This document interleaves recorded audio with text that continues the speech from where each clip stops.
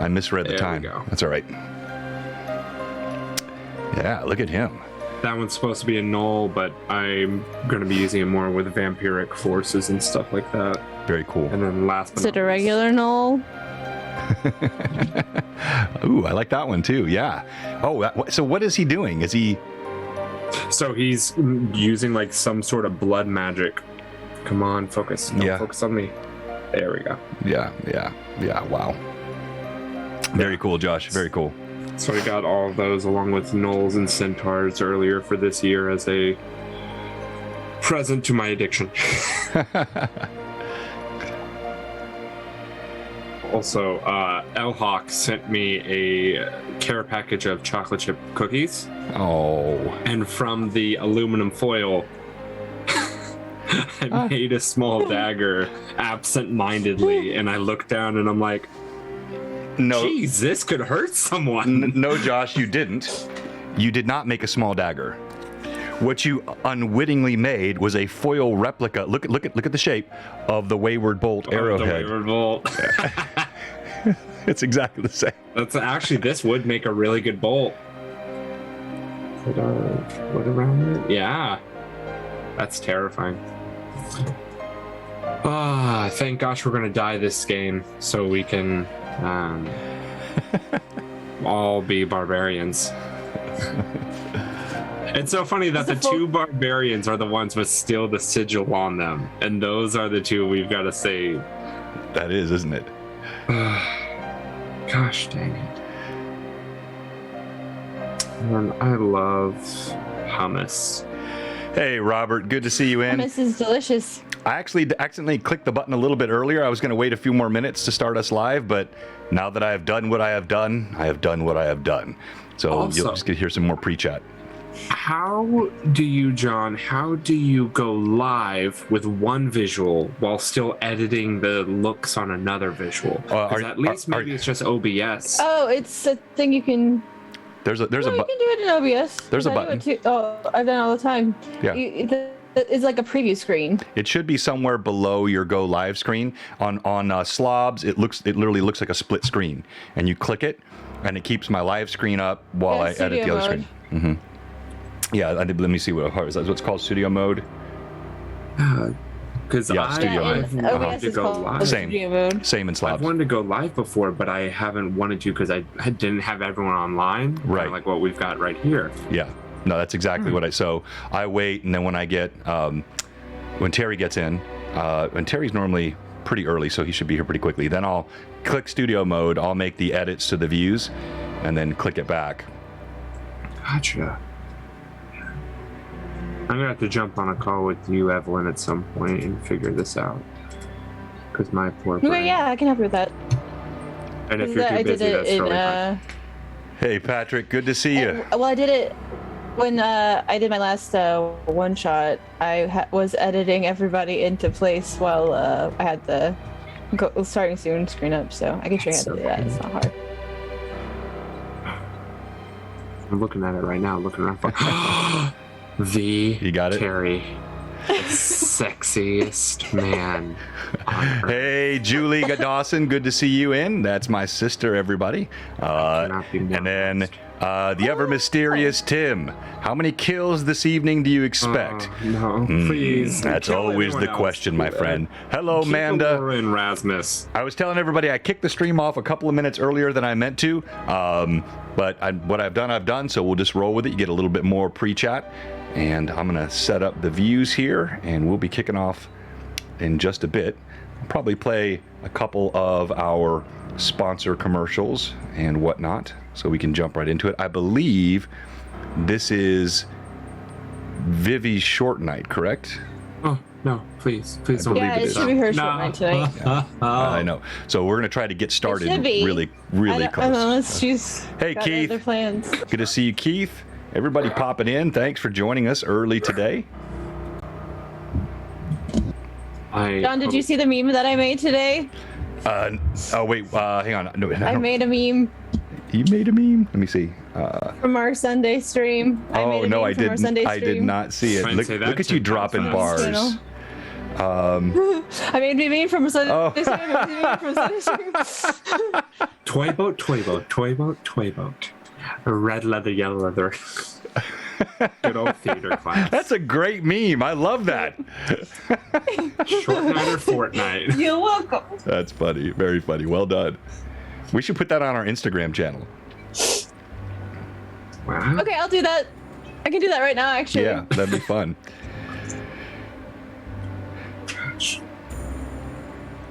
No Fortnite, Tim. No, sir. Well, we're now playing Fortnite. Instead of Greyhawk Awakening tonight, we're going to be doing a group Fortnite. I don't own that game. I don't either. So don't John's own going to that be game. sponsoring Sorry. all of us by buying us the game. No, look, things like Fortnite or even like Call of Duty multiplayer, I long ago lost the patience to spend the time necessary to get to the requisite skill set, not to be called a noob by every 14-year-old on there. So I just, I raised the white flag. I could see John reaching out to a 14-year-old that's like, man, this guy is such a noob. Just like, I will take your spleen. Show up to my house and say that, punk. Oh my gosh, that's amazing. Yeah, no, I made a vow to myself I would never John Bullet Talk about middle schoolers. Hey man, middle schoolers are savage. They are. am not willing. They are savage. I have so much pride for middle school and elementary school teachers. High school teachers, you know what you're getting into. But the middle school is a terrifying period. Esports for Call of Duty at his college. Holy crap. That's awesome, Fraley. Yeah, What he's the told me heck? that before. Isn't that incredible? What? And Fraley, man, thanks so much for being on. This guy gets up literally at 3 o'clock in the morning to Yeah. drive his truck. He hit something in the road today, popped a tire, sat on the side of the road for like hours, and yet he is still here every time we go Fraley, live. the freaking acolyte of Blue Box. That giant that I showed you, Yeah. that's his. Fraley, I gotta buy one of those giants from you. They are once I have money again, but I've gotta buy one for 4 hours. Yeah, he sat for I 4 hope you're hours. getting paid for that time, man. Jeez. All right, we got 19 folks on already. We're early tonight. I think we're going to have a good night. Let's go ahead and just kick off a couple of items here for our sponsors and some other things to entertain our early audience. Hey, Tracy, good to see you popping in as well. Let's go. Tracy! Tracy, you gonna be at BBC again this year? No, she's never been, but she is coming I this know. year. Yeah. That's what I'm saying. Yeah. All right. You said again. So you better be there. Oh, you I got could your have cozy one- dice the other day. Fraley, I'll definitely buy you off one then. Send me a whisper or a message wherever about how much it should cost so I can budget for that. Yeah. All right. Everybody still hearing us okay? I switched to our sponsor view. I noticed we've had a couple audio challenges with that in the past, but it all looks like it's working well to me. I really wish Good, someone. good. Also, we Goog. haven't had a fumble at all this game We haven't? Interesting. So far. so far. Well, we're going to talk. haven't had a we're So gonna, far. we're going to talk about that as well because part of that is associated with our gaming economy on advantages, and I'm going to talk about that tonight because we're going to Yep. continue to tweak that. There was a really good discussion in our Discord, and I don't know exactly what we're going to do, but I have a general idea of what we're going to do. So players get a ton of advantages while the DM will be getting no advantages or disadvantages anymore. Let's take a look at our, while we ignore Josh, let's take a look at our fantastic All sponsor. right, I just put the meme Up on our Instagram? It's All there right. now. Ferox Consumption. Fabrications. Harry.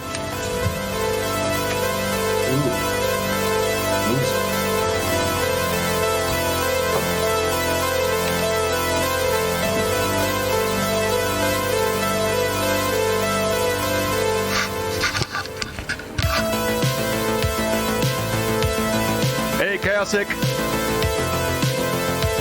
Thank you so much for your kindness, my friend.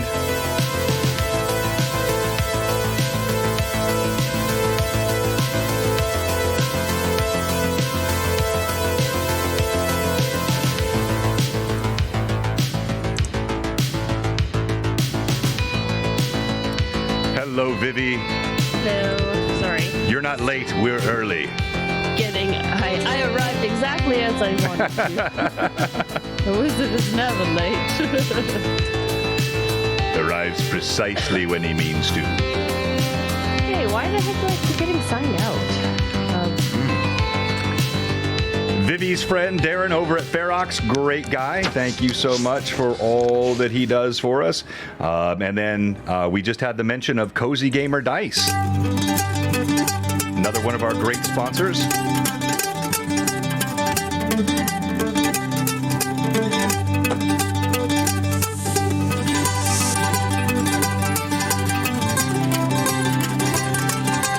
Hey, Josh. Happy birthday, Josh. Happy birthday.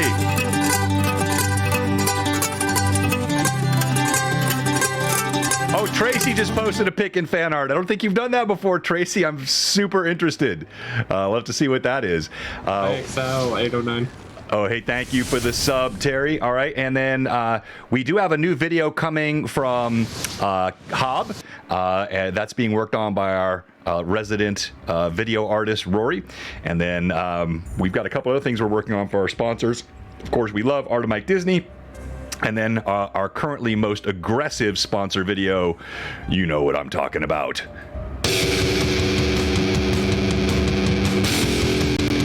Magic Games, Kings of War.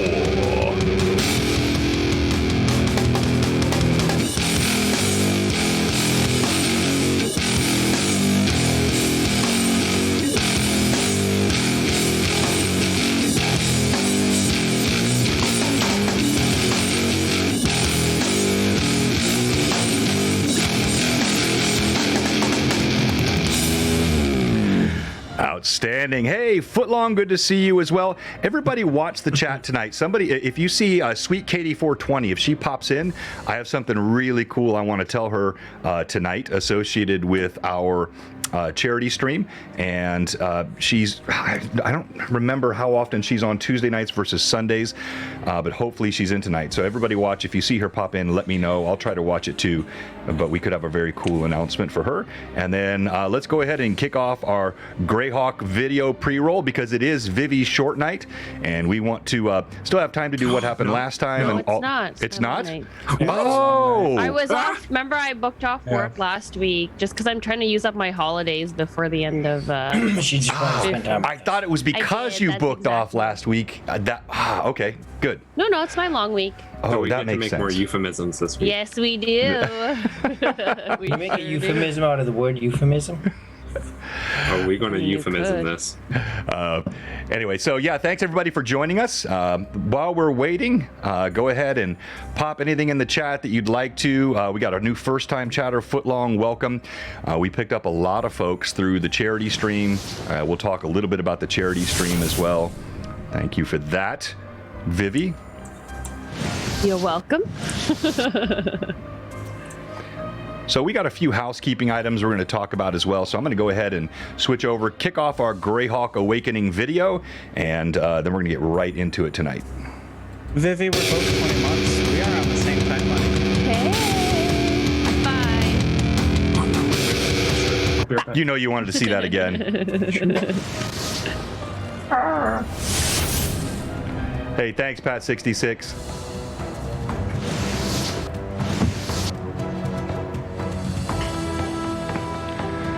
What? We got a hype train? We haven't even started yet. You haven't even seen our faces. You can't give us a hype train this quickly. Well, it's all downhill from there. Yes, it is a fumble night tonight. It's going to be a, hey, good to see you, Excel. The party was just referencing the fact they've had no fumbles, and now we have fumble fingers in... Wait, what? What? Zach! Zach, holy... Robert, golly, guys. Didn't we empty our pockets this weekend? Unbelievable. The pockets are never empty. Thank you.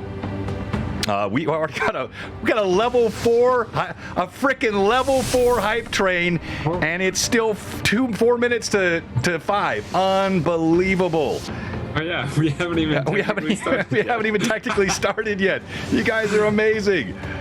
Thank you. And we are at, I think that puts us like really close to 250 subs. That's insane. Jeez. That is insane for a channel our size.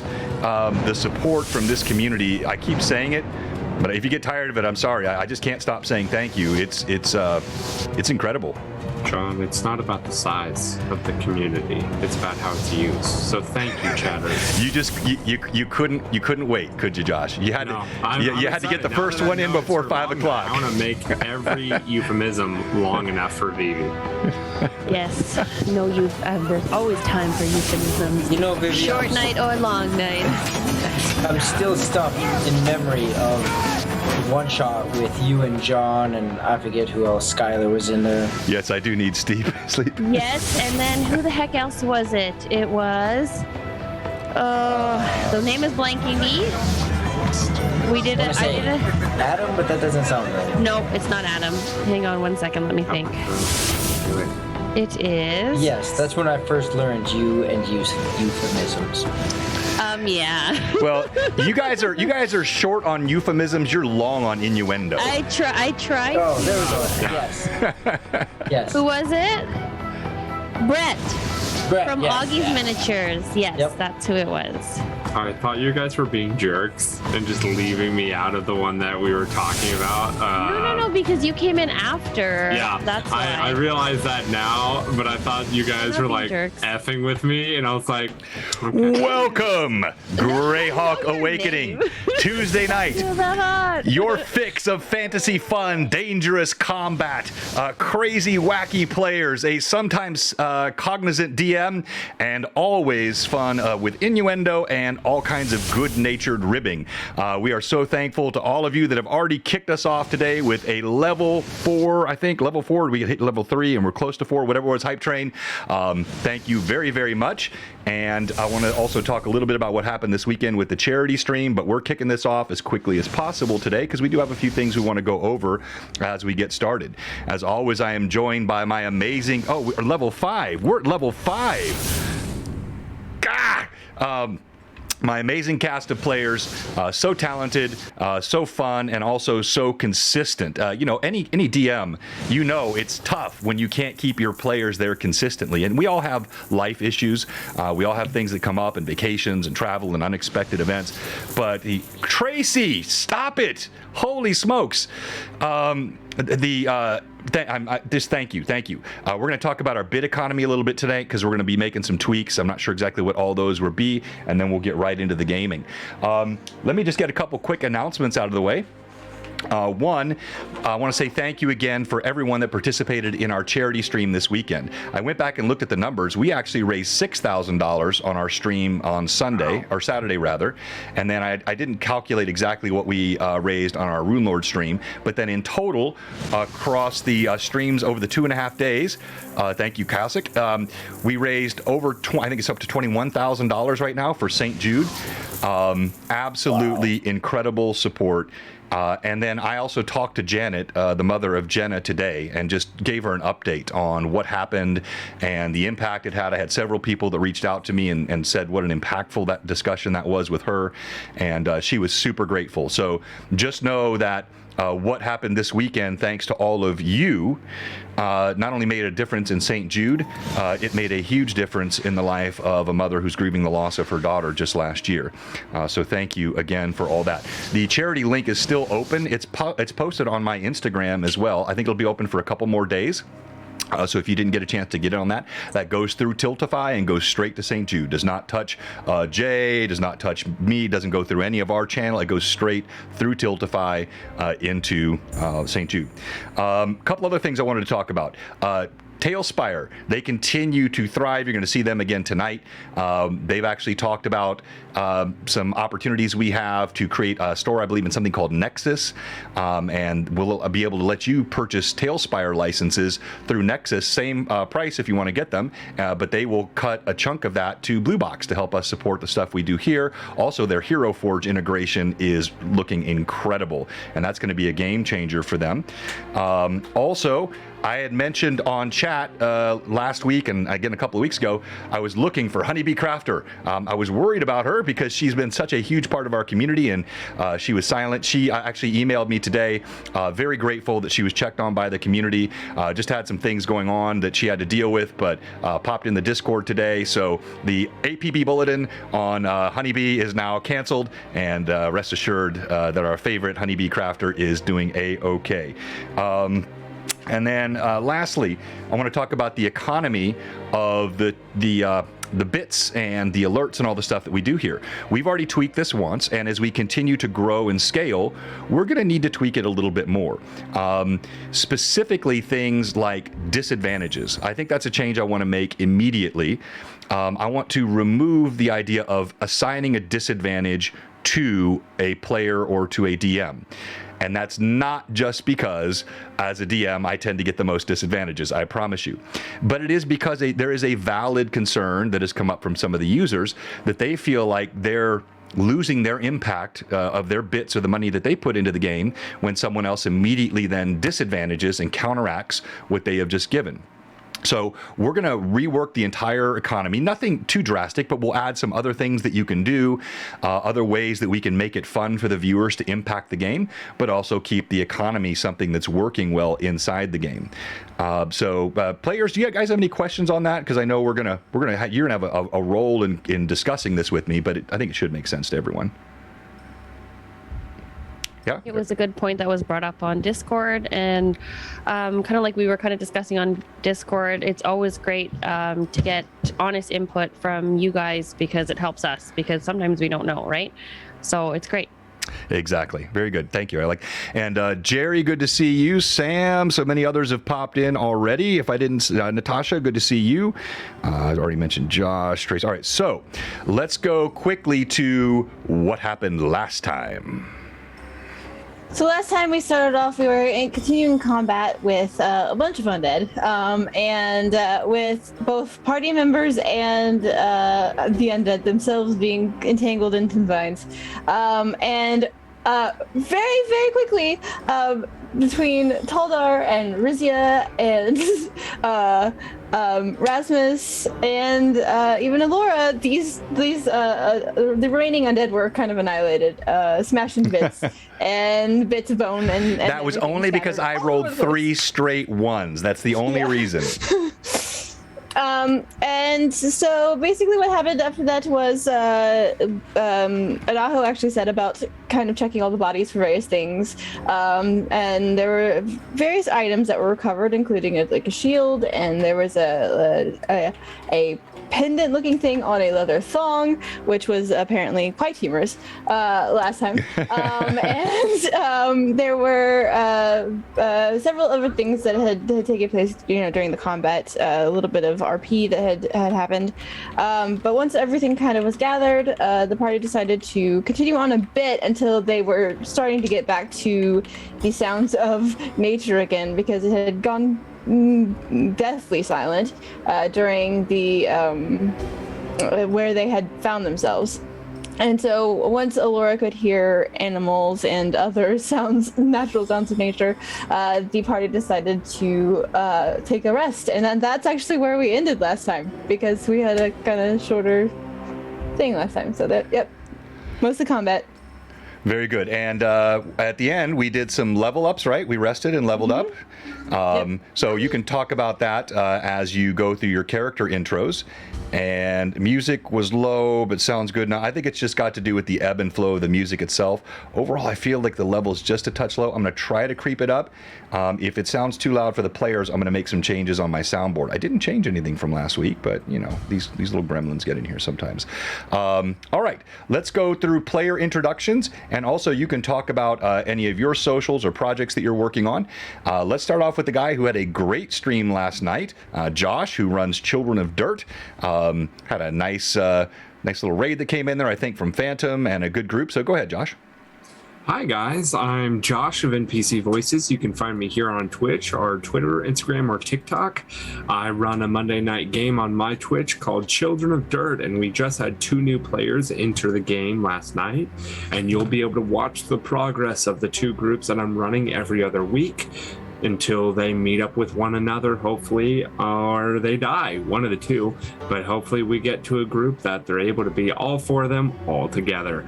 I am playing Rasmus, a level 2, and I realize I leveled up wrong, but because of the MVP, I was able to get to level 2. Okay. I was doing it the medium growth instead of the slow growth. Yeah, it's got to be slow, right? Everything should be the slow growth.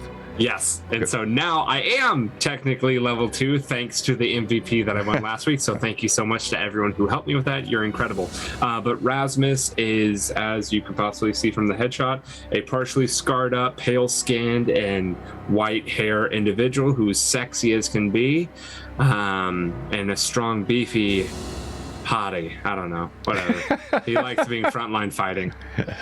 And so clearly this is just an expression of Josh's insecurity about the number of times we've made the tall, dar, and handsome comment. And so in his compensatory character, though, I think actually did quite well. Take a look at this guy. So this is the artwork from Cowboy Hob. That is Rasmus and all of his sort of armored Witcher-looking fury. Zoom in. So I'll zoom in. I'll zoom in. I mean, super cool. And then I know what Vivi wants, because this is, I think, the same sort of thing she wanted to see with. Tell her. No. Oh crud! I'm forgetting my my NPC name from. Anyway, here we go. Carl with the hair. Look at that. Look at that guy. Oh, Yeah. So that, my friends, is the artwork from Hob, Cowboy Hob, on Instagram. One of our great sponsors, and she is absolutely incredible. This guy now is in the party. But this also reminds me of that meme I've mentioned before, where it's the 3 dragons, and what my backstory looks like, what my roleplay looks like, and what my dice looks like. Dice roll look like. This guy, man, he looks bad, but he could be wiped out in one combat. And so that'll be him when he gets half plate. At the moment, he just has breastplate armor, so we'll be able to keep the artwork when he's that, right, guys? Right. Yeah. I'm glad you like it, Fulton Knight. Does everybody like the artwork? It's pretty darn cool, isn't it? Survive. All right, let's go to Vivi. Tell us about Rizia. Rizia is a half-orc barbarian, a level 3. Thanks for that little quick snooze that we had. She is a lover of melons, although she is running low, so melon joke might die unless we find somewhere else she can procure melons. Hint, hint, John. Maybe just a melon stand on the way or something. Well, Vivi, don't think I'm not prepared. You know where you can get melons. You can get melons from your melancholy. Great artwork from Pat Draws. The melancholy carrying a sack of melons around. It was so well done. The fan art from. I still got to go grab the fan art from Tracy. But I interrupted you. Go ahead, Rizia. Continue. I think that's it anyway. Okay. Anything you want to talk to us about your socials, your projects, DMs, quest, anything at all? No, I'm not doing any projects. Nothing. Trying to recoup from my cold. That's about it. Okay. All right. Let's go to Rory. So, as you heard, I'm Rory. By the way, stream MVP, just calling it now. Anyway. I play a Naho, who is a amazing full halfling, not quarter halfling, of 2'11", very hardy, to say the least.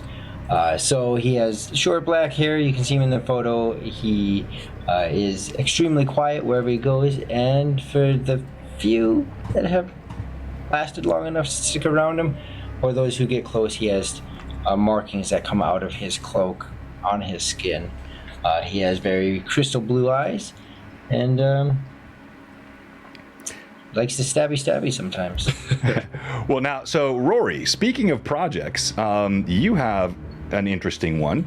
By the way, here's the fan art from Tracy, I am the Bean. It's her Cozy Gamer dice. Look at those beautiful dice in her tray. Very, very nice. She just got them in today. Thank you for posting that, Tracy.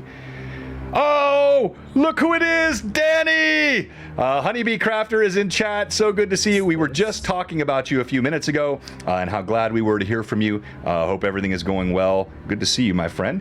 So, Rory, you are doing something real different. And I'm going to zoom in because this is kind of small. Tell everybody about the Foundational Cooking Project. And you're going to wonder why I'm talking about this, everyone, other than the fact that, I love Rory. But there's another connection here. Go ahead, Rory. Sure. So if you stream into the bottom one, this is a company that I'm starting. I found out, I knew, but man, is it an undertaking of tedious work. But between a decade of trying to be healthy and then just people around me in my life, being healthy, doing this big thing, D&D community. I got into D&D 5 years ago, so community became huge. Community is one of the core values of this company we're starting. And at the bottom there, you can see St. Jude Research Center. So the influence John has had through his charities, one of the uniques or the pillars of this organization will be that 10% of profits are donated to St. Jude. So all the work that we do for this, helping with awareness and abilities to just eat however you want to eat, the profit, 10% of profits will always go to St. Jude for the life of the company. Yeah, Rory, congratulations on that. I hope that goes well for you and you get it off the ground. And of course, just knowing that what we're doing, what Jay's doing, what the Greyhawk community is doing is helping influence. That's fantastic. All right, let's go to Terry. Yes, I am Terry. MachaDD on all my socials, Twitter, not Facebook. I'm not on Facebook that much, but Twitter, Instagram, TikTok, and Twitch. Monday nights, I do a Pathfinder 2E. Currently, we're doing Menace under Atari, a little town outside of Absalon, and we had to take last night off because I just finished moving again, and so did not have my setup fully set up till about an hour ago. So luckily, I'm here tonight. But next week, my 5 faithful, fabulous players run into, they're in the middle of dealing with a trap, as well as they decided to open a door. And in the door, they saw 5 enemies, and I won't say that, but there are more than just 5 in that room. So very likely a TPK next week, and I kind of feel bad for them, Evelyn being one of them. But we'll see. I'm the closest one to the exit right now, though. They're a good group of players, and so feel free to check us out. And then I'm playing Toldar Greatbane, a wonderful level 3 barbarian now with the level up, so very excited about that, with lots of health, so I can throw my body at things and hopefully not die. We'll see about that. And then, of course, last but not least, my partner in crime, Evelyn. Hello, everyone. I'm Evelyn. I am Theater Yugi on Twitter and Instagram. As Terry said, I am on his stream on Monday nights, and I'm here the rest of the time. And I play Laura, and she's Druid, and she is now level 2. And she picked up another what is called an orison, which is basically the druid / cleric equivalent of a cantrip. So she now can detect magic, which is very exciting. She can also now move through what is it? The feat that she got, the one that allows you to move through tough terrain as a druid. Pass without trace. Regular terrain. So, yes, those were my 2 things that I got last. Gotta love pass without trace. That is a great. All right, so thank you so much. Anyway, so anything else you want to talk about, Evelyn, with any projects? I know, of course, you're also part of MachaDD. You're, part of our program here at Blue Box. Anything else you want to talk about? Okay. All right, then let's talk about our giveaways, and then we're jumping right into the game. We are tonight giving away this gorgeous Greyhawk, The Adventure Begins. This is a reprint from Lightning Source. As I've mentioned, we get all of these from our friend Canadian Ancient Gamer, Patrick. These are always so well done, full color maps, typically in the back, depending on the original published material. And then also tonight, we're giving away, for anyone that will actually want to use them, our friends Chris, 2000 Caesar, he is he's already got some Tailspire stuff that he uses, I believe, and so he is giving the 5-pack of Tailspire licenses back to the community. We're going to give that away tonight. So anybody that will want to be able to use Tailspire, maybe share it with your friends, you'll see that feature tonight. You'll be able to get that tonight. If we do get to 90 viewers, which is quite possible since we're sitting at 62 and we're just starting, instead of the adventure begins, I will give away this monster. I will give away the Free City of Greyhawk reprint, which includes everything that was in the original Free City of Greyhawk map, all the color maps, everything. It is a super cool item. So lots of stuff to give away tonight, and let's get started.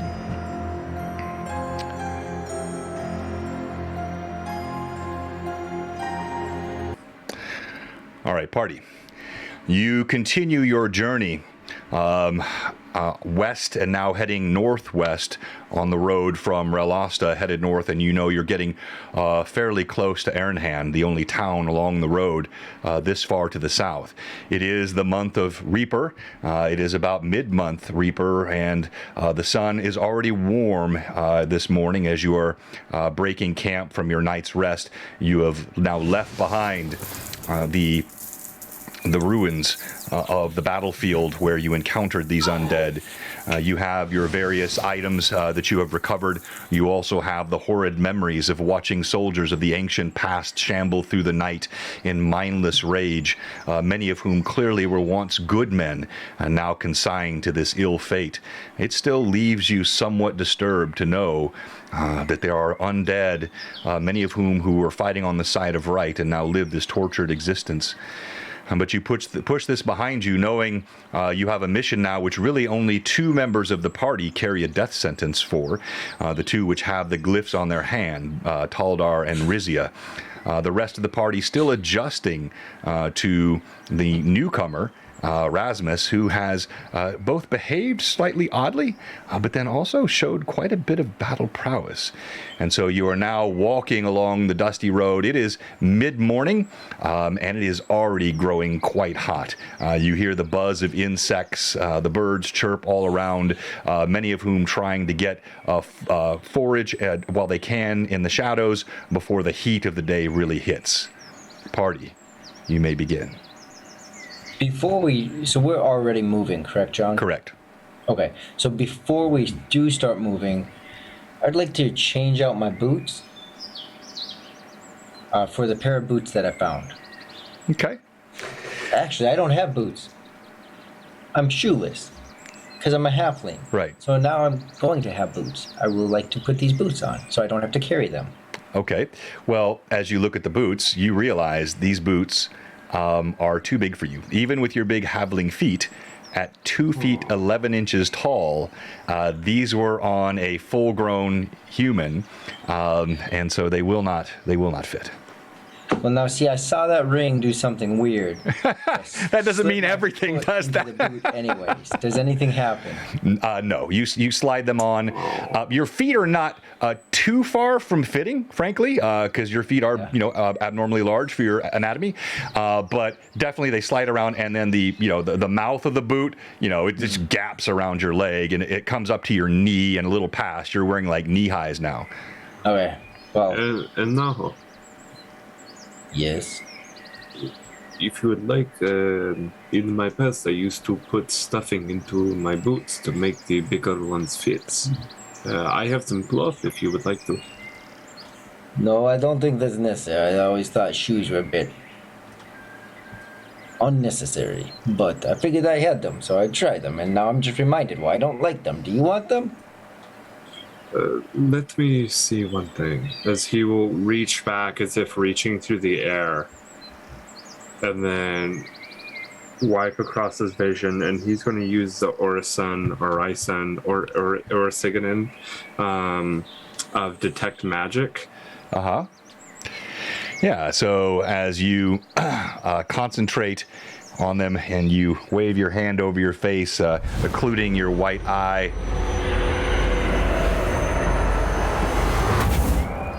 Your detect magic will go in a 60-foot radius, correct? Just like a normal detect magic. Okay. The boots are not magic. However, also you note the helmet that was collected is not magic, but both the ring and the amulet are. And what about the beautiful silver shield or whatever that I picked up? It is not magic. Dang it! But it is very nicely made. So it was the ring and what else? The amulet. There was a necklace that was found. And who has that? I believe Anaho Rizzy grabbed has it. the ring, and I have the ring. Rizzy has the amulet. There you go. He'll turn around. I'm guessing you probably already know, but the ring is magical. As he will turn around to Rizia. Madam Rizia. You have something on you that is magical. I am not trying to hit on you. You picked up something, or you already had. I'm sorry. Never mind. I'm pretty sure if you hit her, she would hit you back. That's not a good idea. No, not what I mean. Did I say I saw her pick up an amulet? No, I didn't. No. No. So you have.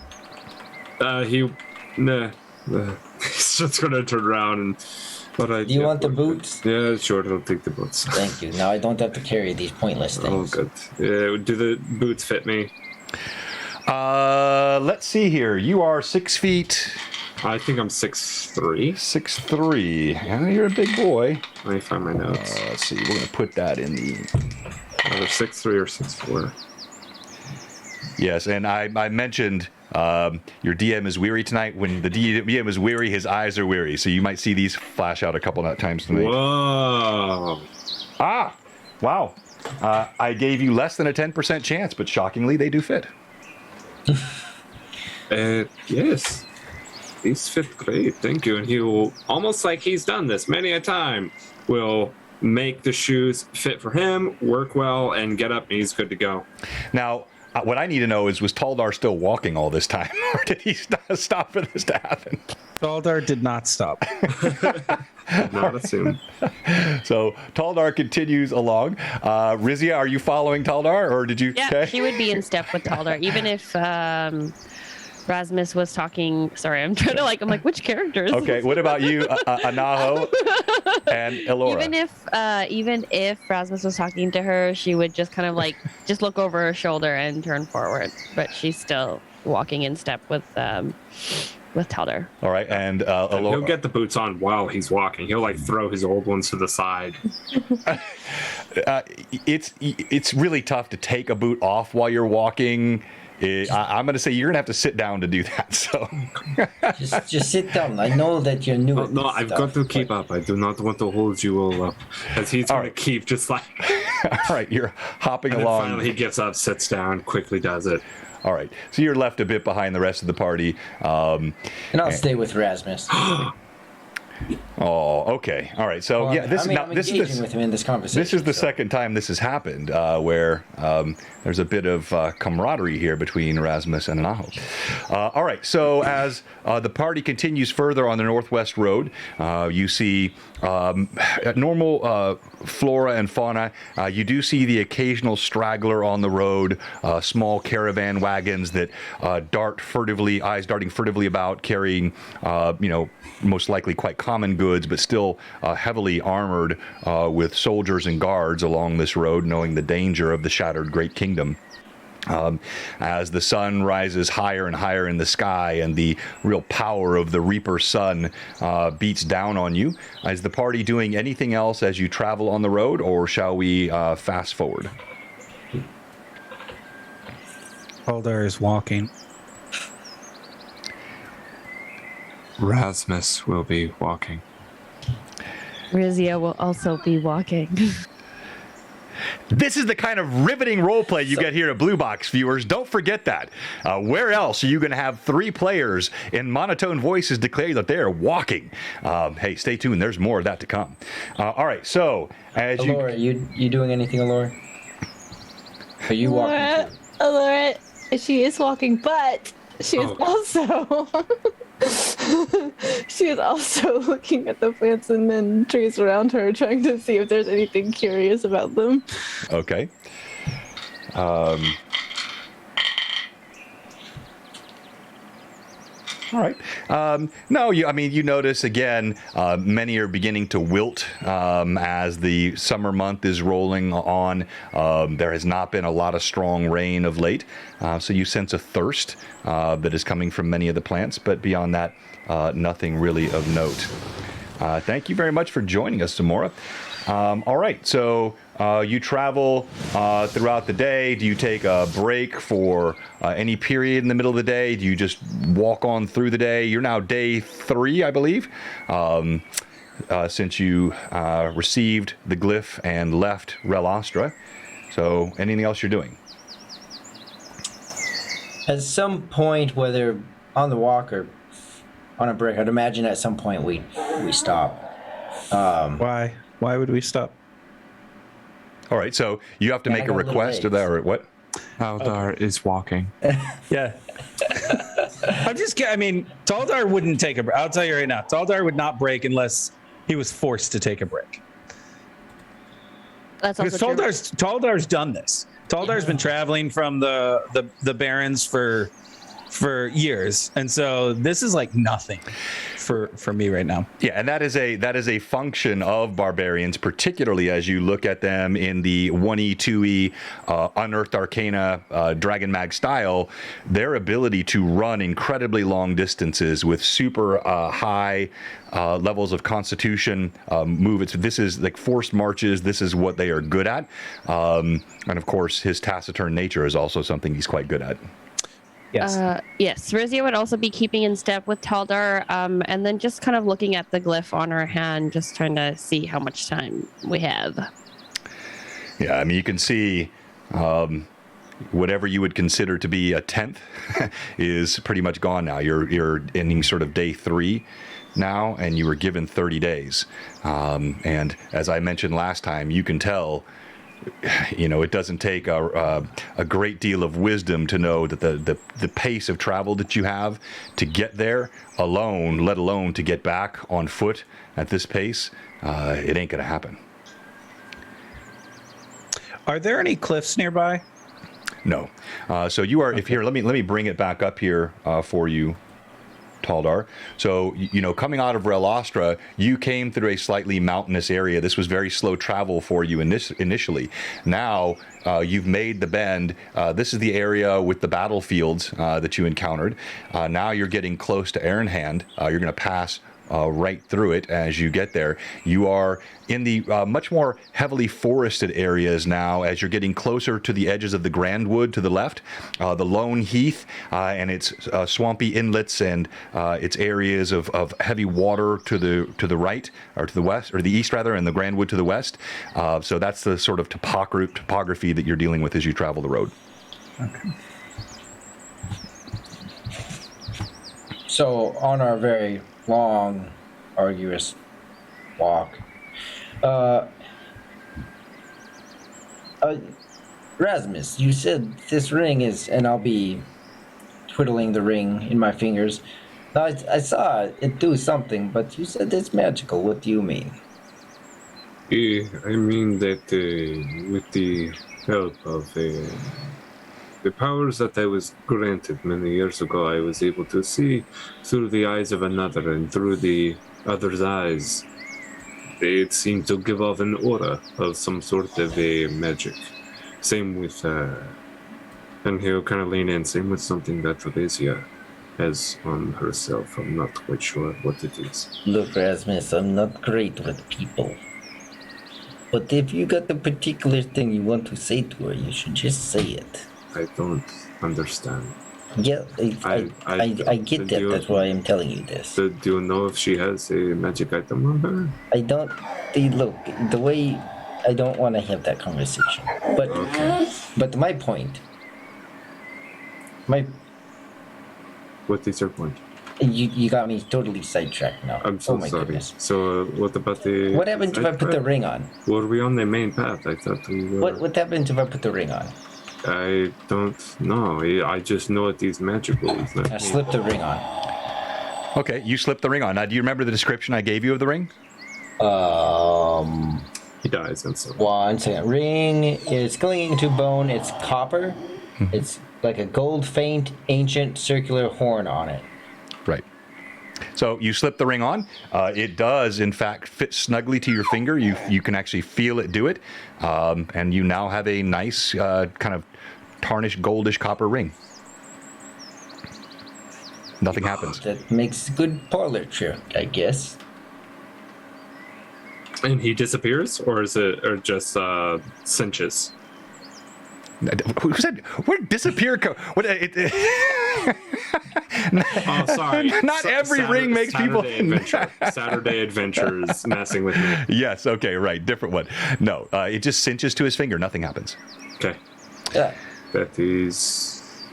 Good. I mean, I would assume it is magical, as when I usually put rings on, rings do not instantly to my finger. And I will go ahead and I'm gonna just and I think they would probably do this anyway, but I think it's important for the narrative. You do sense as you're having this conversation, everyone's in earshot, and both Rizia and Taldar are kind of stiffening at this conversation. References to magic. When you use the words "looking through another's eyes," I'll let both Rizia and Taldar, you role play how you react. Like when you hear these references to magic and looking through another's eyes, how does Taldar react? You're muted. I had to unmute first. So Taldar, he will actually pick up the pace slightly, while at the same time pulling his axe off of his back. He will put a bit of distance away from Anaho, and I'm assuming with Anaho's short little stubby legs, he can do that fairly easily. Yes, he definitely can. And they're chatting, so they're not focused on marching very quickly. Yeah. All right, what about you, Rizia? She will kind of see. I think she would have made notice that Taldar does not like magic. However, just kind of interested in the conversation, she will just kind of stay back a little bit, just keeping her pace. She's not going to move as fast as Taldar does. All right, very good. Anything else that Taldar and that Anaho and Rasmus are talking about, and anything that you, Elora, want to do? Game, you just got 5 advantages.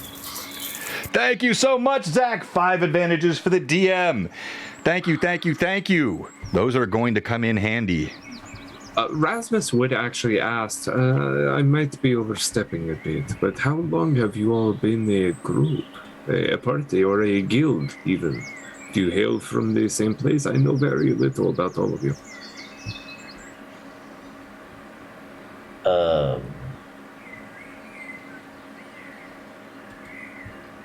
It's 5 days. 5 days. 6 days. Depends on who you're talking to. But maybe 6 days. I have not been with them as long as some of the others. I met Anaho first. And as Taldar gets further from the group, seeming more blurry in the distance. No, you guys just keep going. He'll get it figured out. And yet you seem to trust one another quite. Kind of look toward Taldar, look towards the rest. It seems like you trust one another as a party. Really? Where are you getting that from? I didn't see that. You fight along one another. Sorry, it was Dia. That was not the voice of God. As you say that, Rizia will kind of stop for a second and then just turn around and look at you and then continue walking forward. I think you mistake trust with survival, Rasmus. I'm definitely not used to groups, so very much so. The two of them are stuck in a predicament. And, for them to survive, I guess we do this together. I saw the sigil. Yes. Wait, did you see the sigil, or did you see the sigil? I saw the sigil, but I did not look through my night eyes. I'm still trying to work out the words and names of all of these, but yes. I see. Rizzy again will stop and she'll turn around. Do you have different eyes? To point at, I mean, his left eye is a milky white and his right eye is this brown eye, but that's his normal eyes. He's like, I do, but what I am talking about is I'm able to, for a short amount of time, depending on how much I focus on it, I can see if an item is magical or not. And then, like, all of a sudden, like, her fist is, like, right in your face. Just like the fist with the glyph is, like, just in your face. No. She's not punching you. But she's just like... So Rizia steps forward, and like, she is almost as tall as you and quite I'm stout. 6'2". How tall Yeah, are you? she's 6'3". 6'3". Yeah. No. Oh, hey, you're tall. But she is stout, and there, as she steps to you, like, she looms. There's a menacingness to her nature. Yeah. And I look at her. Do you mind if I touch the wrist? Sure. He'll hold the wrist and the hand, and then he'll once again reach back. And then cover his eyes. And then he'll look at the glyph, or the sigil. Is it magic? It is definitely magical.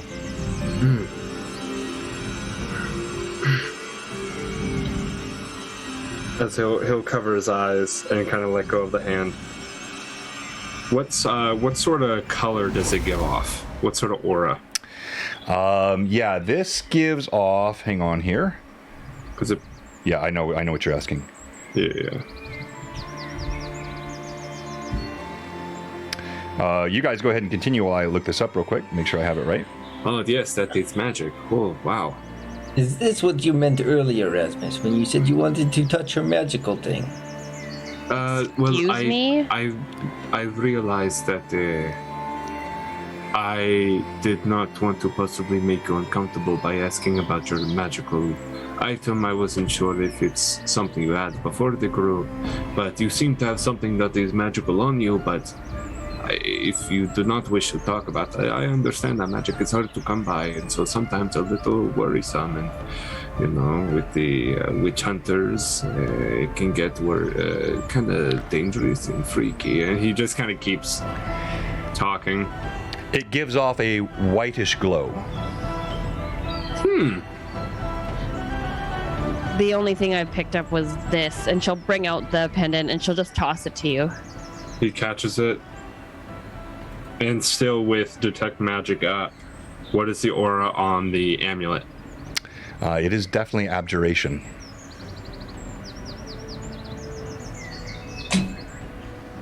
These should be good in some form to protect you. It is that of the school of abjuration, as he will throw it back to you. And could I tell what school was the sigil? Looking at the sigil, you... If you'd like me to make a check, I certainly can. I think that, yeah, this one would be a bit more difficult as well. Okay. Go ahead and just roll and tell me what your natural roll is. Sure. 19! 19. All right, and what is your spellcraft? If it helps, I have a new orison that lets me read magic, but my spellcraft, if I can find it, I'm sorry guys, 0. Yeah, you can't tell. Okay. Ooh. I can tell that the sigil, and he would of course still be walking in this time because he does not want to lose Terry or Taldar. As he keeps walking forward, looking at it, yes, that is definitely magic, but I cannot tell what type. But the amulet, I do not have identified, so I do not know exactly what that does. There are others that I know within past towns that could give a good look at whatever this is and tell you what it is, but since I have no idea the area that we are in, I cannot help you other than telling you it is magic. I'm sorry. And then she'll just turn and keep walking. All right. My legs are little. Can you carry me? And she'll kind of look down and like kind of smirk and scoff a little bit, and she's like takes a second to consider it. And you know this also would be a sign of deep indignity for anyone to ask such a thing, not for you, but for them. The strength of the barbarian tribes, the importance of standing upon your own two legs, of your ability to traverse. Only the weakest, crippled child would ask such a thing.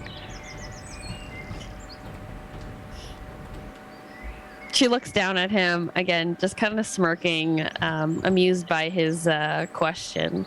However, she then just looks at the glyph at her hand and sees the time ticking, and realizing that we don't have as much time, she'll just pick you up by like the back of your, like the scruff of your clothes, and just pick you up and then just like throw you on her shoulder. All right. So you continue along the road. As it begins to grow, the sun falls lower in the sky, casting the amber glow. The shadows grow long upon the road. Mark off a day's ration again. Also a day's water supply as you travel. The water that you were passing by there through the Lone Heath, that's all salt water. You cannot refill. It's brackish. And you start to see the beginning signs of civilization, some fencing along the road, the occasional hovel of a poor farmer who has not even the means to protect himself by getting inside of any sort of a town, and just ekes out the meager existence, hoping that at some point something nefarious will not fall upon him here in this godforsaken land. But you do, as you get closer to Aaronhand, you start to sense there's a little bit of a lifting. You see more subtle signs of civilization, and then in the distance you can see the town of Aaronhand. And I say town, it's perhaps a population, I'm just telling you this, you don't know, but let's call it a couple of thousand people. So it's got a fenced wall around it, spiked palisade that surrounds the town to protect it from what's around. And you can see there's a warm glow. Torches are already being lit now in the late afternoon sky. You can continue on the road. So the road does not go through Aaronhand. The road passes right by Aaronhand. So you could continue on, or you can head to the left into the town. Or the west would probably be a better way to describe it.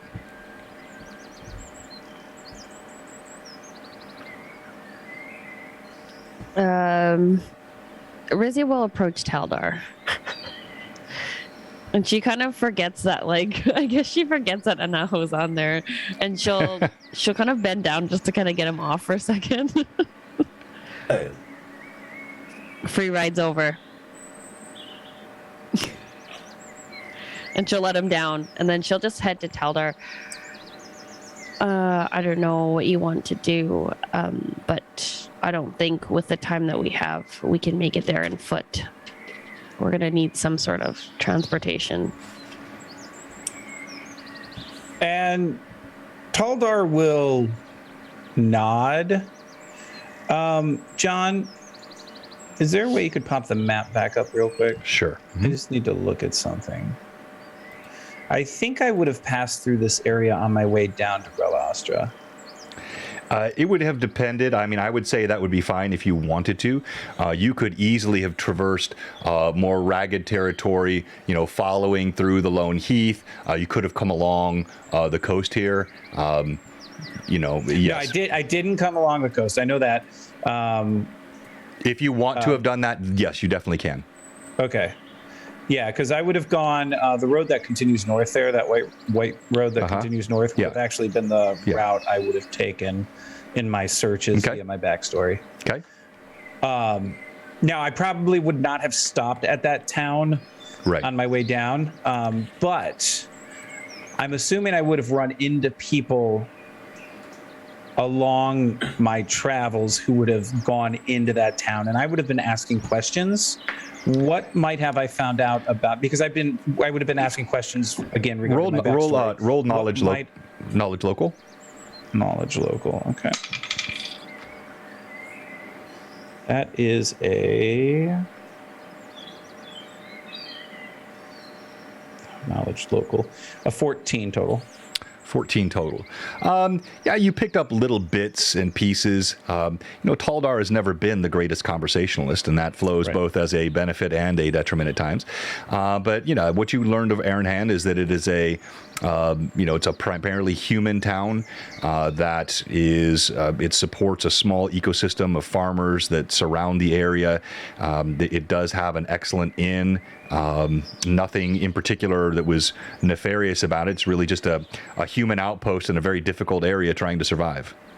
All right, I'm glad you said nothing nefarious. So Taldar will look at Rizia.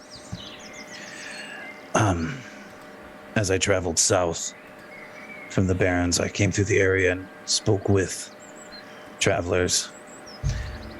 I was looking for something specific, but they did mention this town has a place to stay, and it's nothing like where we've come from. I'd be willing to stop here if need be. As regarding transportation, I don't know about your clan, but we were nomads. I lost my steed shortly before I came to Relastra. They might have some here, but I'd be willing to ride. And he kind of looks over the other three. I'm not sure how well they'll do, though, and truthfully, they don't have the mark, so it's up to you. At this point, it doesn't really matter. We need to get this done regardless. We don't really have a choice. Agreed. Then let's make our way into the town and rest for the night and see if we can find. All right, then you decide to head off the road. You see a smaller path cuts through. Now it's slightly heavier forested area as you get closer and closer inside the edges of the Grand Wood. And I'll bring the map back up.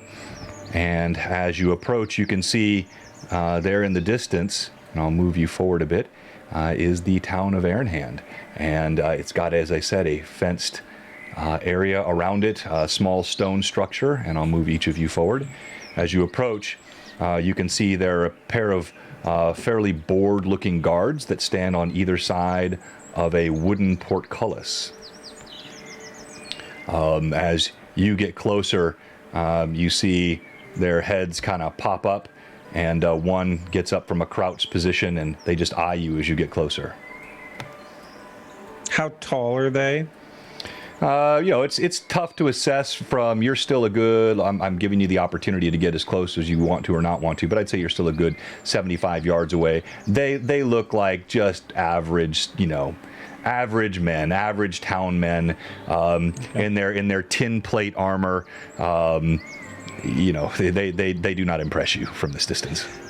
So Daldar's going to take his axe and slip it back onto his back. He's been carrying it the whole time, and he's going to walk right up to those two. Okay. What's everyone else doing? Are you following Taldar? Okay. Rasmus would be at the back of the group. All right. So give me your. Are you going to go 2 by 2 or 1 by 1? We're right behind Taldar. Okay. I'll be beside Taldar. All right. Then as you approach, there and Alora, are you in the? You said you're in the back. I'm just following. Okay. All right.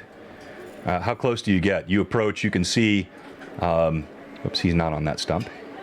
Actually, wouldn't be a bad thing for him to do. Not a bad idea. You see the stonework looks old. The wooden palisade logs have been spiked at the top. They look like some of them have been freshly edged. And you see the typical foliage and whatnot of this area. A pair of torches glow, and you can hear the sounds of town life from behind. One calls out, "You there? What business have you here?" And Taldar, being in the front, is going to respond. "We seek a night's rest." "And you have coin, proper coin?" At this point, Taldar is going to look over his shoulder because Taldar has no coin. If you remember, it was taken, and he never asked for it back. Oh. And He's now, gonna look over. He's gonna look to Rizia. Of course, we have coin. And you mean no trouble? We need no more. No, we're heading north after rest. We wish no trouble on this town. Kind of gives you a quirky look, shrugs, and they raise the portcullis to allow you through. Before, like, Rizia will start to enter, and then she just kind of stops right when she kind of meets, like, shoulder to shoulder with the guard that was talking to us. Okay. And she'll kind of turn and look over to him. What do you mean by you guys have enough trouble? Well, there's always trouble here. That's why we have these walls. No place safe in the Great Kingdom now. The Undying may have been a taskmaster and a harsh leader, but at least he ruled with an iron fist. Now the brigands go wherever they wish, and the monsters roam. The dead walk the streets. And even last night, stables burned, horses stolen. It's just constant. So when Taldar hears stables burned, horses stolen, he's gonna stop, because originally he was just gonna keep walking, and he's gonna turn. What do you mean, stables burned and horses stolen? What happened? I don't know. I'm not part of the city watch, and I don't know how much was damaged, but I understood there was they described her as a little slip of a girl with a few men with her, checked into town just last night. Stayed in the inn, acted all nice-like. In the middle of the night, they vanished, and there was some destruction that had been done. That's all I know. Taldar's gonna sneer a little bit. About this tall? That would be the one. Sharp tongue on her, too. He's gonna look at Rizia. Well, it seems we're on the right trail. Apparently so. But she's ahead of us, so that's not good. Regardless. He looks at you. You mean you're chasing her? Let's just say she's attempting to do the same thing we're doing. is there a benefit if we bring her back to you? Do you seek justice in this place? We want our horses back. We don't care much for justice. There's no justice here to be had. You'd need to speak with the town watch with that, but if it's horses you're looking for, you can check to see if there's anything left in the stables, but I'd say the one that might be able to help you, he runs the tavern here. You just find the Dusty Throat. Ask for Galen. Sorry, Evelyn. That's what we've been having. The Dusty Throat. Find the Dusty Throat, ask for Galen. He can tell you if there's anyone that can Galen help. had a dusty throat.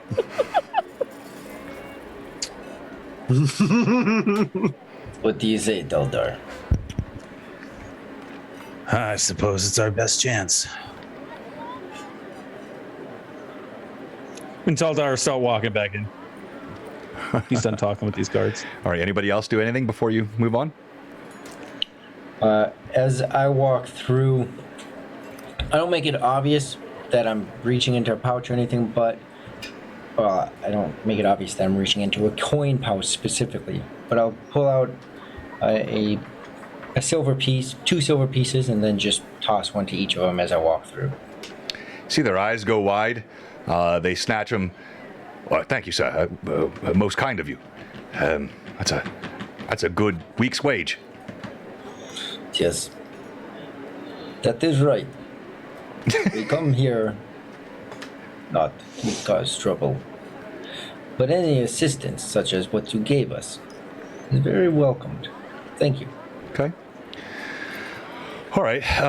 So they nod to you as well. You make your way through the portcullis, double arches, and immediately you find yourself in I wouldn't call it a bustling town, but it's movement. There are quite a few people moving around here as it's getting toward evening. The sun falls lower in the sky. You get the occasional look, but obviously they're accustomed to seeing travelers come through here. Most notably, as usual, Taldar. Even not just his size, but the way he kind of glowers. And now Rasmus, his strange eye does attract attention as he moves through the streets. And people, no one says anything. You see peddlers that are packing up their wares. You see children running around, a few chickens that roost up in fence posts and areas. You can see sheep being tended and pushed back into their pens. You can see, obviously, where the tavern is. The Dusty Throat is the only tall structure inside the town. It's a good 2-story building with a tall peak on it, and it's in the distance, or you can go any direction you want inside the town. Riz would head straight to the tavern to find Galen. So would Taldar. I will look around the area while you see what you can find out from this Galen. I will stay within the walls and be back to the tavern shortly. Okay. Yay, party split. You're the best at that, Rory. Rasmus will go with him, not wanting him to go alone. Okay. If it is okay, Taldar, I wish to go along in case of splitting and losing one. And Taldar's going to look at Rasmus, perplexed, confused, baffled, and befuddled. And then he's going to look back towards the inn and head towards the inn. Thank you, sir. All right. As you approach the inn, the warm sense of roast mutton and potatoes and mead. There is some poorly played music coming from a stage, and it seems even as you peer in the doorway, it's quite busy. Of course, it is here at the end of the day, and so all the patrons are here getting their evening meal and enjoying a bit of entertainment. As you approach, you can feel the sense of warmth that emanates from inside, and I'll show you what you see here. And I'll let you decide. Walk in. So you're just outside here, yeah.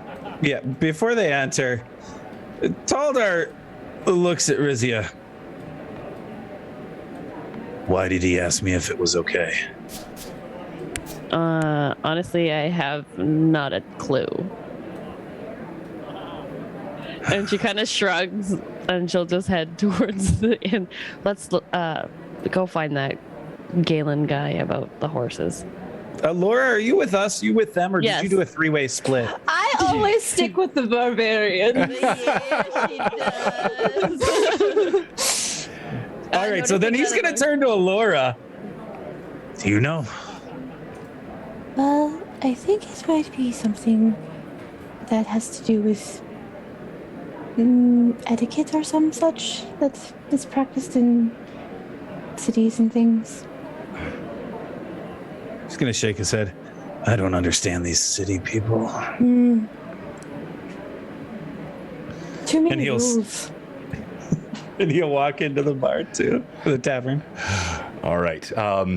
As you step into the bar, and I'll come back to you, Anaho, and Erasmus in just a moment. But as you step into the bar, you see it's actually quite a large establishment, surprisingly so, given the size of this town. And it looks like this is a very popular spot to be. You see there are several tables, much as you see here. So 3 sets of long tables in 3 rows. So 9 long tables. There are tables over in the corner, torchlight everywhere, lamps lit. A warm ambience in the place. I think I said that already, so I'll stop repeating it.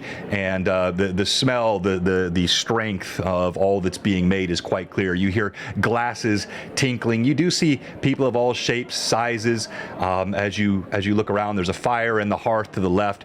There's a fairly heavy-set man standing behind the bar. He's got dark hair that's swept back with a ponytail. And you do see, just quickly, I'll give you a description. At the first table, You see what look like a pair of farmers or shepherds. One has got his farm implements on his side. A heavier set man's got a plate of full of ham in front of him. You see an interesting looking group in front of the fire. Huge half orc with a bald head and bald chest, and he has a couple of men sitting with him. One that's fully robed. You see what looks like a husband and wife eating dinner in the middle. You see a dark-skinned, perhaps Rene man sitting at a table with another man talking. You kind of scan to your left. You see there are people. There's a couple. It looks like an elven couple in the back, sitting around a table having a quiet meal. Then a couple of folks that sit quietly by themselves at their tables. Then you see also. Over there in the back corner, there's a man having looks like with his dinner with his daughter perhaps, and then you see a couple of elderly women that are sitting around a table. There's a bar, a couple of men at the bar. The two open tables, you see one here right in front of the bar, and I believe there's a round table here that's empty, and the bar sits before you. No one much takes notice as you first walk in. So, Taldar plays a C chord. I kid. I know. So Dodo's he's going to go straight to the bar. Okay. Taldar, as you walk back to the bar, I'm going to have Rizia and Elora please both roll perception. Okay.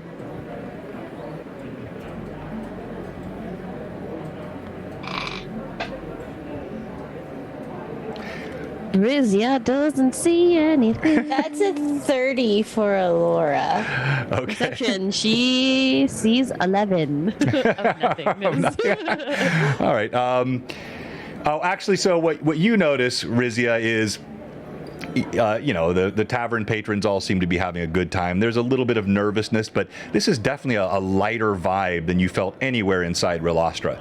This is the first sort of seem like more or less normal citizens as you walk through.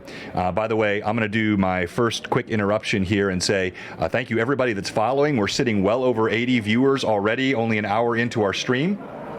Thank you for all the support tonight. We have some great giveaways. If we hit 90, I'm giving away this monstrosity, the Free City of Greyhawk, all in one lightning source printed book, full color maps, all of this. We've also got a 5-pack of Tailspire licenses, and I've got a couple other cool things we may do just depending on how the night goes. But I want to say thank you to all the mad chatters. Thank you to all the viewers. Again, those of you who weren't on the beginning of the stream, thank you for your support for the charity stream over the weekend where we raised $21,000 in conjunction with all the other streamers to give to St. Jude's, and we are profoundly grateful. Also, while you're watching, if you're watching tonight and you haven't followed, or if you're a follower who hasn't subbed, or you're a sub whose sub has expired, we have one question for you. What are you doing? Give us a follow. Give us a sub. Taldar, as you move toward the bar, you see the typical sort of response to your size and your countenance. People slide out of the way. A barmaid carrying a heavy, thick mug of ale. In fact, you can smell it. You can see it from here. You've seen this before. It's a favorite of your tribes. There's a Durakan Black in that mead cup. That is a stout ale.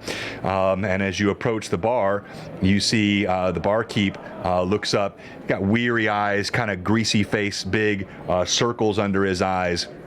And as he looks up at you, Elora, what you notice as you, Rizia, and Taldar, are you guys following Taldar, or are you going somewhere else inside the town? She was just kind of sticking kind of near Rizia. Okay, Rizia, where are you going? So Rizia would kind of do the same. She would kind of just almost like guide Elora. She, after being in Relastra, she doesn't trust nobody. So she's kind of just like, almost like has like her hand at the small of her back, kind of like guiding her with her just to kind of stay close. All right. Are you guiding her with Taldar, or are you guys going to be... Okay. All right. We're just following just like a step behind Taldar. Elora, your keen sense, watching very closely, from the corner of your eye, you notice the men at this table seem to be paying a little extra attention. And the big one in particular, the half-orc with the bare chest and the bald head, you're a little closer to him. He is ugly. Long scar that runs from his eye all the way across his mouth, twisting his lips in a permanent sneer. He is hawking on Taldar all the way as he walks toward the bar, and you see his already twisted sneer lift higher. Taldar, as you approach the bar, the bartender looks up. Outlander. I haven't seen one of you in a while. What'll it be? I'm looking for somebody. Galen. Galen. That would be me. I'm the barkeep here. What can I get you? We just got some fine Doroccan black. If you like the Ferendian brandy, we've got that as well. What would you like? Horses. Horses. Not to eat, to ride. All right. Elora, what are you doing as I told you what you noticed. Are you just... Right. Are you doing anything, or are you just moving on? Oh, no, yeah. Elora is going to go directly to this half-orc that is looking at Taldar. Okay. All right. Okay. All right. If Elora leaves her, she will follow suit. As you walk over, so... Taldar can handle his own. Elora, she needs to stick with Elora. All right. So you two ladies, you walk over, and you see the warm firelight casts a glow against the backs. And as it does, it's difficult to make out the features of this one. He's in a looks like a dark crimson robe, and he's got his cowl down. You don't notice any movement from him, which in and of itself is somewhat odd. The one that stands here has a hammer slung over his shoulder. He's got a leather vest on. Looks like a pretty grizzled veteran, gray hair at the temples. And then this one, slender-looking elf. He's got a pair of what look like scimitars tucked into some black studded leather armor, and all he does is just arch an eyebrow, doesn't move his head as you walk toward the large half-orc. As you get close to him, before you get too terribly close, he turns and he looks up. I knew you ladies would see me. Sorry, you're a bit late for me. I like you. And he points at Rizia. Meat on the bones. And she kind of scoffs at him. I noticed you were staring at our barbarian friend over there. Can we help you with something? Oh, you can definitely help me with something. Would you like to come up to my room? You're slight, but I'll take you both. You're not my type. As she kind of looks him up and down. He looks at the two of you, and then he looks over at Taldar, and he nods. I see. He pushes past and starts walking toward Taldar.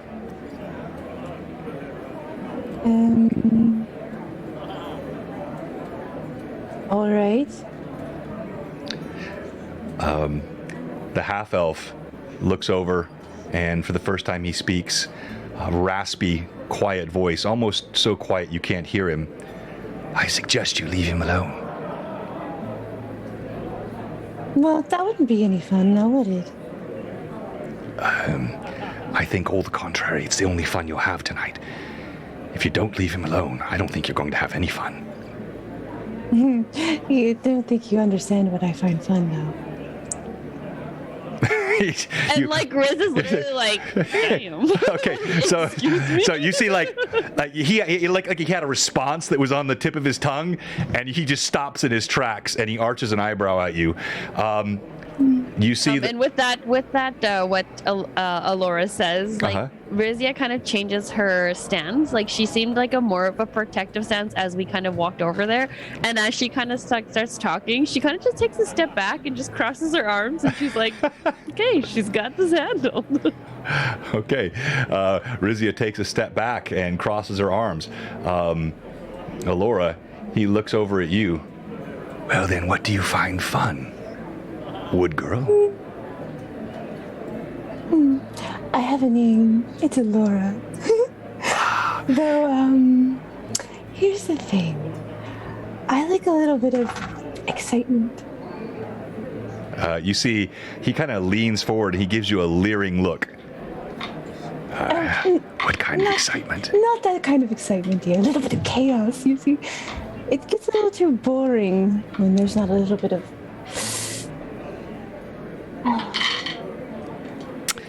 He's going to sense motive on you. You see his leering countenance suddenly goes flat, and he just kind of steps back, and not threatening like movement, but just gently puts his hands close to his scimitars. I'm not looking for a fight. I'm just curious is all. All right. As you're saying this, Taldar, you feel a thunk of a heavy hand on your back. You. Taldar will look over his shoulder, raising his left eyebrow. Can I help you? You see, as I described earlier, a beady-eyed, burly half-orc with a face twisted by a long scar. His chest ripples with muscle. He looks like he's either a pit fighter or a bodyguard gone horribly bad. As he looks at you, you see a glint in his eye, and you, from the time you were a child, Taldar, were large. You've always been big. And you learned through your years that for that and your countenance, most people find intimidating. Most will move away from any threat. But you've always known from the time you were a kid, there were some that would perceive your size and your countenance as an invitation to violence, a chance to prove themselves. Perhaps to someone else, more often to themselves. You instantly recognize that look in this half-orc's eye. Yeah. I'm taking your women. And with that, he chuckles.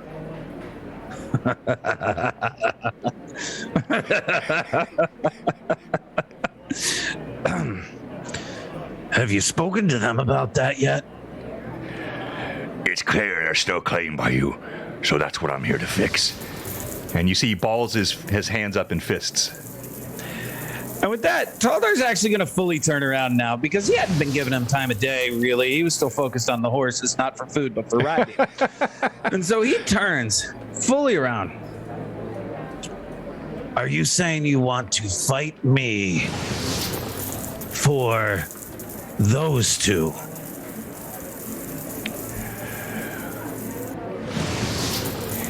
You see he looks at you. He...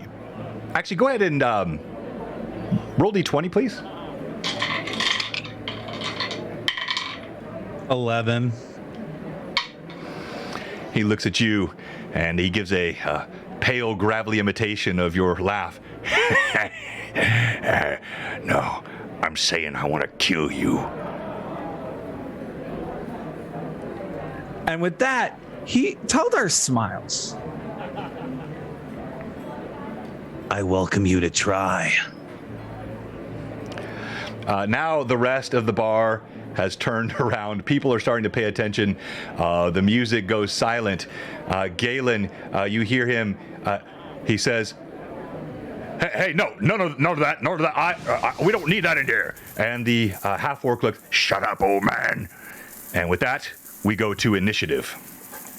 The big half-orc balls up his fist, pulls a knife from his hip, and he's taking a swing. Who's rolling our initiative for us? I don't remember who had it last time. Do you guys remember? I don't either. That's what I was It was Rory, I think, last who had it. You're rolling it, aren't you? You're the only one in combat. Yeah. Oh, okay. Yeah, actually, that's a good point. At this point, you're the only one in combat, so that's what should happen. Yeah. I rolled a 4. DM has a 4. Let's roll again. Oh. DM has a 2. Oh. I have a 4 again. All right, you have initiative. You are ready. You see him pull the knife, cock back the arm. All right. So, how tight is the space that we're in, like where we're standing right now? I mean, as I said, this is a large tavern, so I'll scan out here. It's not terribly tight at all. Wooden floors, old-looking weathered bar. There are a couple of patrons standing beside you. There's an old man that's got a cup of ale in his hand and looks like he's about to see some entertainment. There's a somewhat more grizzled-looking man that's seen some combat clearly, and he is stepping back, realizing there's about to be violence done. You've got some space there. All right. So my next question is, to do non-lethal attacks, I can use my fists. I can't use my weapon. I don't know how non-lethal works. Yeah. You can't use an edged weapon in a non-lethal attack. Okay. So if I attack with my fists, what do I add to it? Because I don't have that in here. So a fist would be a 1 to 2. You'd use your normal base attack bonus, and you'd add your normal strength bonus to the damage. Okay, base attack bonus. But if I rage, I get those bonuses, correct? Correct, yeah. All right. So let's do this then. I'm going to start out just swinging with my fist. And I'm going to roll with advantage because I got one. Somebody gave one to me. Oh! Don't tell me you just rolled a nat 20. I rolled a 2 and a nat 20, baby. Okay, all right. Go ahead and roll to confirm. And on this, I'm going to disadvantage you with one of my advantages. All right. So I roll. Then I'm gonna use my second advantage, so that to counter your disadvantage. Right. Okay? Exactly. Yes. So then I just roll 1. Okay. And with that, I got an 18. Okay. All right.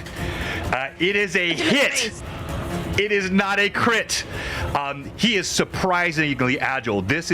I mentioned before, he kind of looks like a pit fighter, and you recognize this is a trained fighter, but you still are quick and powerful. You hammer a fist right into his chest. Boom! Roll damage. Second hype train of the night. Thank you, everybody. So what is a fist damage? It's 1 to 2. So you're going to take a D4, divide it by 2, and then you're going to add your strength bonus. So that's a 4 divided by 2 is 2. My strength bonus is +6, so that's 8. 8 points of damage. Okay. Taldar hauls off. A massive thunk. You knock air out of him, but you see he's experienced it taking punches. He kind of lets his chest cave in. He rocks back. His eyes go wide with your strength, but he is not not out, and he clearly has taken a punch before in his life. Now we're going to go to Elora and Rizia. You're not in combat, but you can see you're about to be. As this happens, these men suddenly turn. You see the one with the hammer looks right at Rizia. You see the one in the dark robe steps back, and he holds up his hands and starts making a motion with his hands. You see the one here, he ducks behind the table and then suddenly vanishes. Now, the half-orc attacks. He swings. He swings first with his fist, and then he's going to attack with the dagger. So he's getting 2 attacks. Oh, the fist. He misses badly. Rocked back by your punch. You kind of pull back. He swings. You feel air, but it was a strong punch. The dagger. Even worse. You clearly rocked him. Both of his attacks, the punch, you swing back. As he comes around the other side, you easily knock his hand away with your arm. And now, can I talk as a free action? Yes, you can, of course, always. So as he misses both, I'm gonna look at him. You've got to do better than that, ugly. He snarls, and with that, we go to break. Good. We're going to give everybody a chance for a bio break so we can resume the combat. We'll also find out what's going on with Anaho and Rasmus as they miss the combat. And we can talk about how far you are and whether you hear the sounds of combat or not. That might be an opportunity. I want to say another hype train. Thank you so much, everybody. We're up to a level 2 or 3 now. Absolutely incredible. We talked a little bit about the St. Jude charity. We won't keep beating that drum, but thank you, everybody. It's still up on my Instagram if you want to donate there. And I did talk with Janet, the mother of the daughter that was discussed in the video earlier this morning. She was super grateful to everyone in the community. And so thank you again for what you did there. Tonight, we've got some great giveaways. And I don't know if we hit 90. Did we? I saw 87 on my counter. Can anyone confirm if we actually did hit 90? I haven't seen it I think yet. we might have, but if we didn't, we may in the back half of the show here. But we've got, for sure, we're giving away The Adventure Begins for our top giveaway tonight. But if we hit 90 instead of this, not in addition to this, instead of this, we'll give away the Free City of Greyhawk, which I already showed. We've got a 5-tail Spire license. And then if we hit the 90, I'm also going to give away a super cool mini. So take a few minutes, grab yourself a bio break, get something to eat, get a snack. Hang with us. We'll keep the mics hot as we always do here. And Blue Box will be right back. Thank you so much for following us, Rowan. We'll be right back.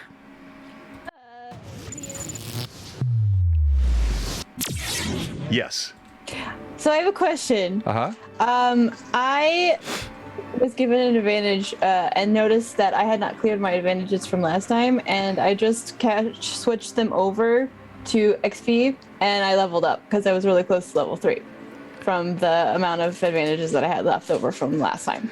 So I know what you're asking. My normal take on that would be, it's important. It's the player's responsibility to make sure they catch their level ups, and doing that, I know what you're saying, like you would have leveled up anyway. Right. I'll tell you what, let's do this. Let's let the chat decide. Why don't you put it in the chat? We're in the middle of the game. I'm not gonna add any of the any of my additional hit points and stuff to my character right now. I will wait till we rest again. But Okay. I was just letting you know that I will be level 3 the next time we rest. Oh, okay, yeah. I thought you were trying to do retroactively. No, I'm okay. not trying to do it right now. It sounded like she's trying to do it right now. It's probably good, because knowing how the chat loves you, I would have lost that vote anyway. Yeah, so it's like, really, John? Okay, we could just say yes now, or we could put it off. Hey, please stay tuned and see what happens with the party as they are in combat inside the Dusty Throat.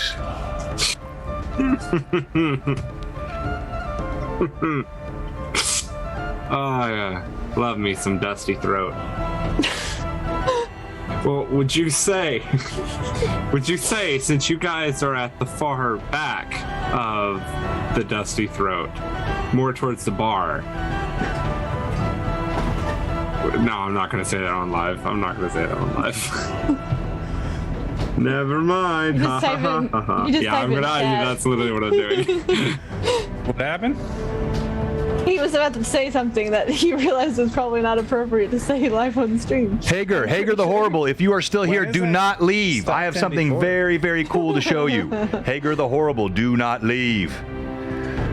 Let me see if he's still on. I saw him earlier. Yes, he is. He's still on. All right, hopefully he's hearing this. Hang with us, Hager. I got something cool to show you. Yay. All right, great. Still don't see Sweet KT 420. Sweet KD 420. I think you got to say it right. I have something to tell her as Right, well. I have 0. Thanks again for all the subs and the bits. Thanks for all the support tonight. Just incredible as always. Thank you, Renreb. I don't know if I caught you earlier. I think I missed that. Thank you, Renreb. Oh yeah, that's what got us to the level 3. Thank you so much. Oh, thank you again, Renreb. Hi, Amanda. I'm glad you guys like the new emotes. Thank you, Taryn and Mike Disney. They did that for us. Super cool emotes. Hey, Wayne. I really, really need to go use the restroom. I'll be right back. Go! Go! Gosh. No, do not go to the bathroom. So, while Anaho and I are off at the brothel, Is that where you went? yeah, that's where we went. Was the good old brothel of. I mean, and apparently, your characters just really, really like brothels. Really like in brothels, this man. book. In this book. I would have had one that liked Wait. brothels in the last book if Brim would just die. Gosh. Are they chicken flavored No! brothels? Yeah, there's chicken at the brothels. No, chicken flavored brothels. You're not Oh, yeah, my yeah. real brothel. You can. Broth.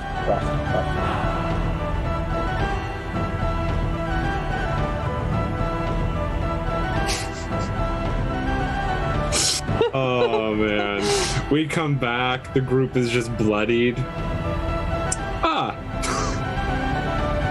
Good. Taldar won't be. That guy couldn't hit me with a 10-foot pole. A 10-foot pole is hard to hit people with. It's got a lot of weight there unless it's weighted properly. I mean, come on.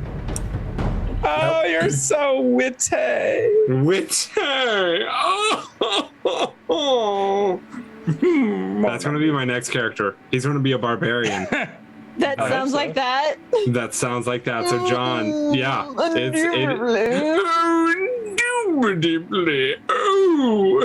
And then, actually, no, that's going to be his voice when he rages. When he's not raging, oi. Yeah, I'll be more than happy. I'm quite put off. I'm quite put off. Take this. Have at thee. Did you just say have at thee? Yes. I'm so done with you. That's gonna be my barbarian. Oh man, I'm so down for this. I'm just giving You should collectively make him worse say and worse. alas as part of every sentence. So. Aha! Aha! Uh-huh. Aha! Aha! That's actually just how he speaks. He doesn't say anything else. I'm just going to continue to bring worse and worse characters until either John kicks me off the stream or finally brings one of my past characters back to life with a green thorn. Yes, and if you need the link for that, it's this one right here. Don't forget to sign up for BlueBoxCon, which is coming up in May. I'm not tight. Wait, If you haven't done so yet, please head Thank to you. Tabletop Events are we going? and register. Are we still going to BlueBoxCon? I mean, Yes. I'm not sure. Yes, you are. You're not allowed to miss. You're in my BlueBoxCon. one shot. You have to I mean, be. I can FaceTime in. You know, And I've created 3 characters for you, so when I kill the first 2, they're ready. I hope you did. I hope this becomes my running thing of no Is that matter just what your book we're on, character's other than Brim. I've built curses that are only based on your characters' names. Oh, perfect. That is incredible. Power word Josh. Power word Phelan. Just. Oh, man. Oh, Pat, I love that. John, is it okay if I go ahead and do all of my level up stuff just so it's done? Of course. I'll roll my D8 real quick. Yeah, same here. I leveled up. No, you didn't. I leveled up, please. Oh, I rolled an 8 on the die. I'm trying to manifest. Okay, very this. nice. Josh, you only level down. Yeah. Honestly, yeah. From how much my characters die, yeah. Incorrect. He does not level down. He just dies. I just died. Yeah. Hey, there it is. We're at you weren't on 90. For me to show this to you. I can see it confirmed. All right, so we're giving away that huge Greyhawk City book tonight. I love it. It's one of the new miniatures that I got that I absolutely love. I have so many rat folk that I've been really wanting to run a campaign that has to do with like. I know.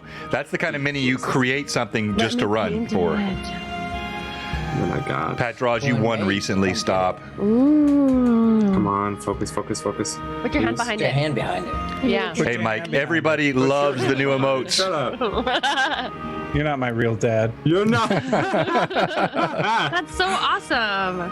What kind of minis are they from? Like, what is it from? Those are from Mad Max Minis on Etsy. I did an unboxing video again today.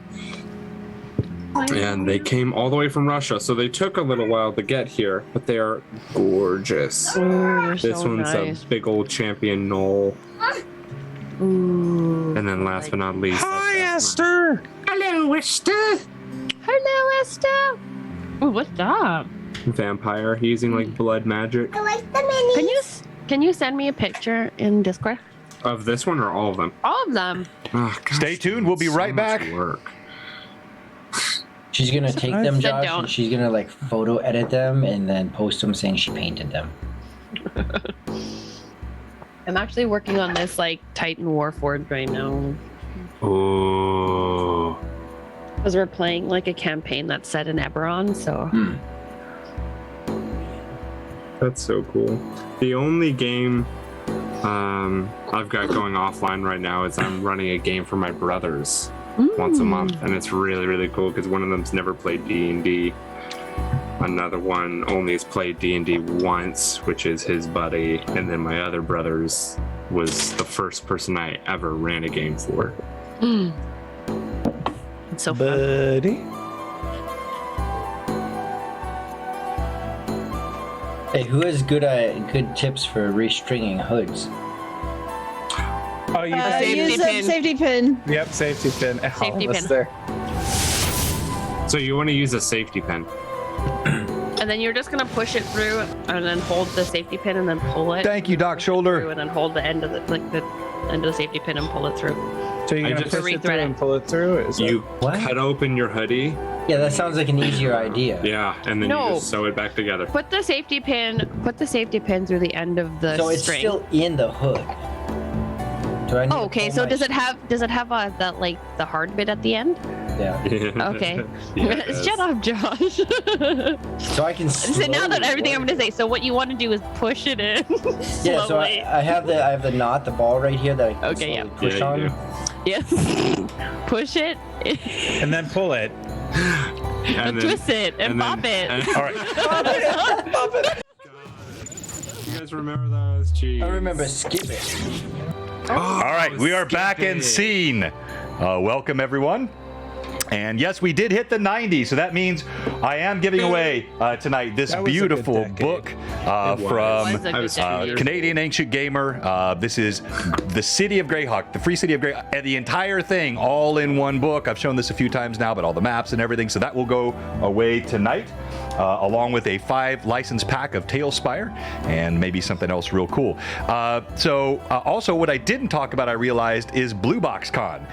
BlueBoxCon is coming up here in just, 10 weeks? I think now. BBC. It is right around the corner, and if you have not registered yet, there is still some room on the TTE site, but it is filling up. The tables are filling up, and so we can pop that link in there, and there it is, and we will be able to get you registered for our con coming up here. We're going to have all kinds of many gaming tables, all kinds of games of D&D. We got a Cthulhu game, I think, that's going on. We'll have there's a couple really sort of interesting themed games that are happening.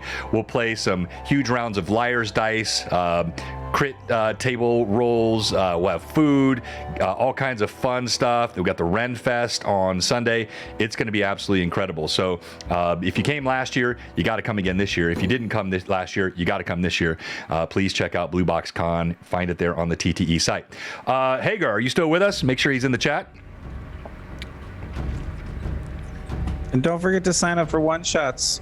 Yeah, sign up for the one-shots when you join us. That is very, very important. There's Hagar. All right. So Hagar, if you don't know it, this is Jeremy Hagar. Jeremy, he had a very special event that happened for him just recently. Jeremy had a new baby. And so you know what we like to do here at Blue Box. We have a onesie that we are going to be sending Jeremy. And then also what I think is even better, we have baby's first dice bag. So we'll get this out to you, Jeremy. Hopefully you and your lovely bride will enjoy those, and make sure you post some pics. We would love to see the pics, and we'll post them on our Instagram and all that good stuff. Hey, Tom the Vindicator, thank you, sir. I am always vindicated when I see Tom on my stream. A huge supporter, been supporting us so much. Really appreciate. He's part of Jay's crew. You can see him regularly on there. Great guy. All right, so before we jump back into the action tonight, just a reminder, no disadvantages can be given anymore. We're kind of reworking our bit economy so that we make sure there's opportunity for the viewers to continue to influence the game, but also to keep it fair, not over much influence the game, and not to negate what is given by another viewer, because I can see where that would make it popped up in our Discord chat, and I think it's just a good way for us to adjust. But we'll make some other adjustments, and you'll see those. Right now, I've got a couple other things I want to mention. One, before the party comes back, some of you didn't see the first half as they finished the combat, leaving the ancient battlefield that was haunted. That was what you saw last time. They traveled the remainder of the day along the road west from Relastra. Now they're in the town of Ernhand. As they curve north, they decided to stop in Ernhand. Inside the town, the party has now split. So Anaho and Rasmus left and went a different direction. We'll find out what they're doing. While Taldar, Rizia, and Alora went inside the Dusty Throat to inquire about horses, and they were shortly after accosted. It almost seemed like a setup. It was so obvious how immediately these folks reacted when the party walked in the door, particularly toward Taldar. The other thing that I'll mention is I've seen some people earlier say, hey, we're trying to catch up on the VODs. It's a lot. And look, I know it's a lot. So we've done this once or twice before. I'm going to get with the team here, and we're going to try to get you an update video where we'll try to get you a 10 to 12 minute video that we'll post that'll tell you everything that's happened in the first 12 sessions. This is session 13 and 69. If you're wondering what that means, the 13 is the number of Greyhawk Awakening Book 2 sessions that have happened. The second number is how many total Greyhawk Awakening sessions there have been, because we also had Book 1. So I'll get with the team here, and we'll figure out how to get that, and we'll post that for you. But we do, if you want to watch all the VODs, there's all kinds of fun stuff in there, but we'll get you an update video. Go ahead, Terry. Or you say something? Oh, you lean forward to your mic. Okay. It's episode 69, my dudes. I knew Josh couldn't let that go. I just knew it. I didn't realize I would have done so many more funny? jokes. The person who actually realized that it was episode 69 is Evelyn. Yeah. I'm not surprised by that either. All right. So. She blushes. So.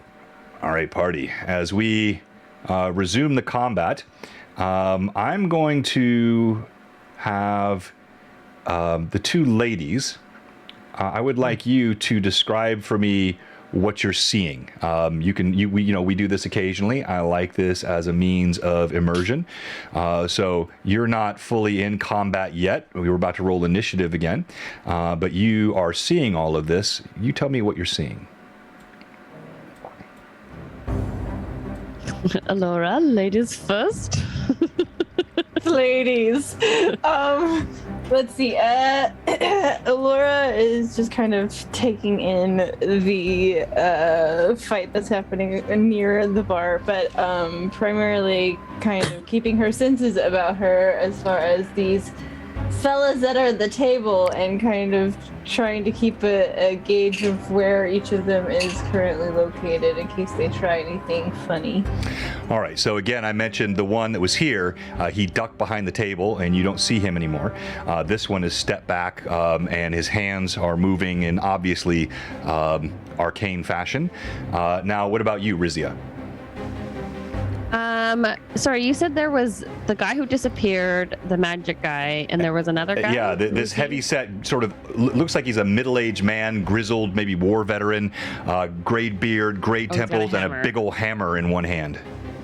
Okay, Rizia will just kind of grab her great axe. She's not taking it out yet, but she just has her hand on it. Just kind of looking at the situation, eyes more particularly facing the guy with the hammer. She just looks at him and says, I wouldn't if I were you. I have no interest in fighting. And then when she says I wouldn't if I were you, can I please roll an intimidate? Yes, you absolutely can. How about an 18 for intimidate? 18. You actually see, as I mentioned, this is clearly a man who's seen a lot of combat. But the tone in your voice, there's a bit of a wavering in his eye. But then he just proceeds to pull that hammer back. And again, if he pulls the hammer back, she's just like, okay, let's go then, and she'll unsheath her great axe then. All right, the rest of the patrons start to clear a wide berth around the heavy-set man that's having dinner with his daughter, jostles the plates off the table. The other thing Rizia notices is there's lots of food around, and much of it is being jostled and knocked about, and it definitely catches your eye. Such a waste. And now we're going to go back to initiative, and since you won it last time, Taldar, you are rolling again. Of course. Your DM has a 4. You beat me. He screams at your mockery, and he lunges forward. And this time, in fact, you know what I'm going to do instead? I'm going to roll. I don't do this all the time, but I like to do it every once in a while. I'm going to roll the dice on here, if I can remember how to do that. I haven't done that in a while. It's not that hard. Where is it? I do it accidentally all the time. It was right there at the bottom. Oh, there it is. Duh. It's right there. It's all right. Do it accidentally all the time. I do actually click that all the time. All right, so Yeah. His first swing, again, he misses. Taldar is bobbing and weaving quickly. But let's roll it again. The dagger. The dagger slips past, plunges into your side, and you take... -5 damage.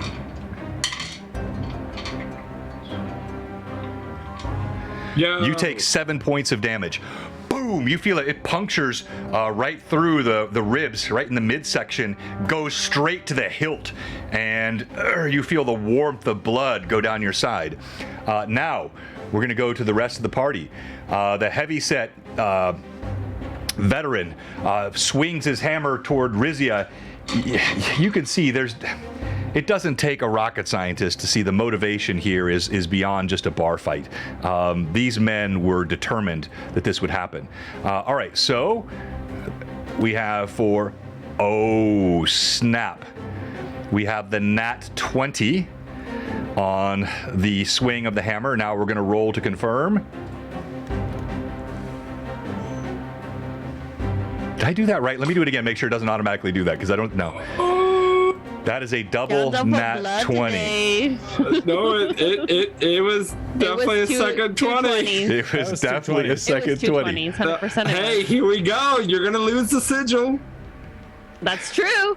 Hey, I'm the only one with the sigil.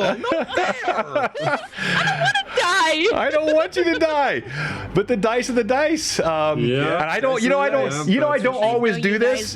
Contact Hobbs. I don't always do this. Yeah, we're getting Hobbs some bank. Putting her through college. All right, John, let's see it. We'll give the chat a chance to see if they want to try to react to this. I'm gonna let that die spin for just a second. What are you rolling now? The percentile dice for the crit. Okay. He's taking a long time, though. I am. No, I don't want to roll it. I don't want to roll it. I don't want to roll it. I don't want to roll it. Roll it now, John. John, what's going on? 70. 70. Come on, you It's a gotta roll 70. it now. 50, so it's going to 90. come out to 70. 70. All right. Okay, but 70 what? 77. No, oh yeah, I got to roll. Oh yeah, that's right. You're right. I roll it twice. Gosh, Yeah. John. It could be a 79. So 50. So it's a 71. Okay. Dang it. What is 71? 71. Yeah, I'll tell you here in a second. Here we go. You know what 71 is? There goes Rizia. We're pulling out the ever mysterious Tim crit tables. Come on. Join the least club. it's not like a Rizia. 90 71 is something. pain. Your shoulder. It is it could be a memoriam. I Probably think your it's shoulders. your lower right inner thigh. I remember this one. All right. No. So,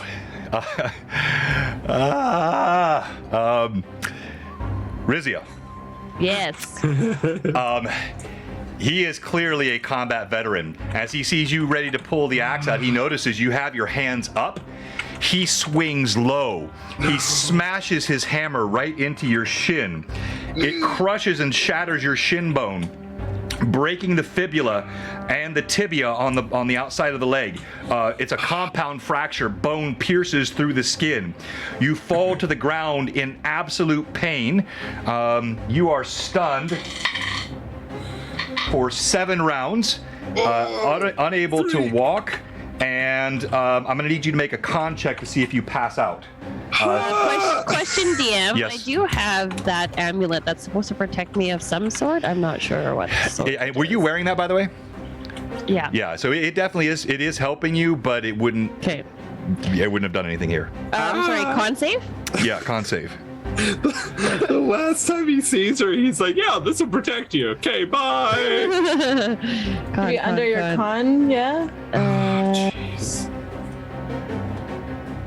Sorry, con save would be what? The fortitude? No, I'm actually gonna have you roll under your con. Well, actually, you know what? Under your No, let's go con. ahead. Let's do a fortitude save. That's fine. Do a fortitude save, please. No, okay. Fortitude save. Fortitude save. Either way, so fortitude save would be a 21, and Okay. So if it's it's fine. under You my may- con, then my con is 17, and I rolled a 15. Yeah. So you maintain consciousness. You fall to the ground. You can see the bone, white fragments of bone poking through the skin as blood streams everywhere. Sorry, you said I was out for 7 rounds? Yes, 7 rounds. And the man ignores you and now turns directly toward Elora. How much damage did she take? Oh, I'm sorry. Thank you for asking. I forgot to. No, don't ask. Don't ask that. You take 26 points of. Why? You want to be the only one with sigil? You take 26 points of damage. Sorry, 20? 26. Oh, so close. You were so close. Jeez. To what? Oh, you guys know how many hit points she has? No, I guessed 27 damage. Oh, I guess. I don't We're think gonna so. have fun at expense at her. Now it's like there's screams. People start moving away and running toward the doors while others are stepping back watching. The barkeep is screaming for everyone to stop. This guy. He releases his hands and he settles something on Elora. Elora, remind me of your race. I'm half elf. She had to remember herself. No, I had to unmute myself. Yeah, she was muted. Hang on.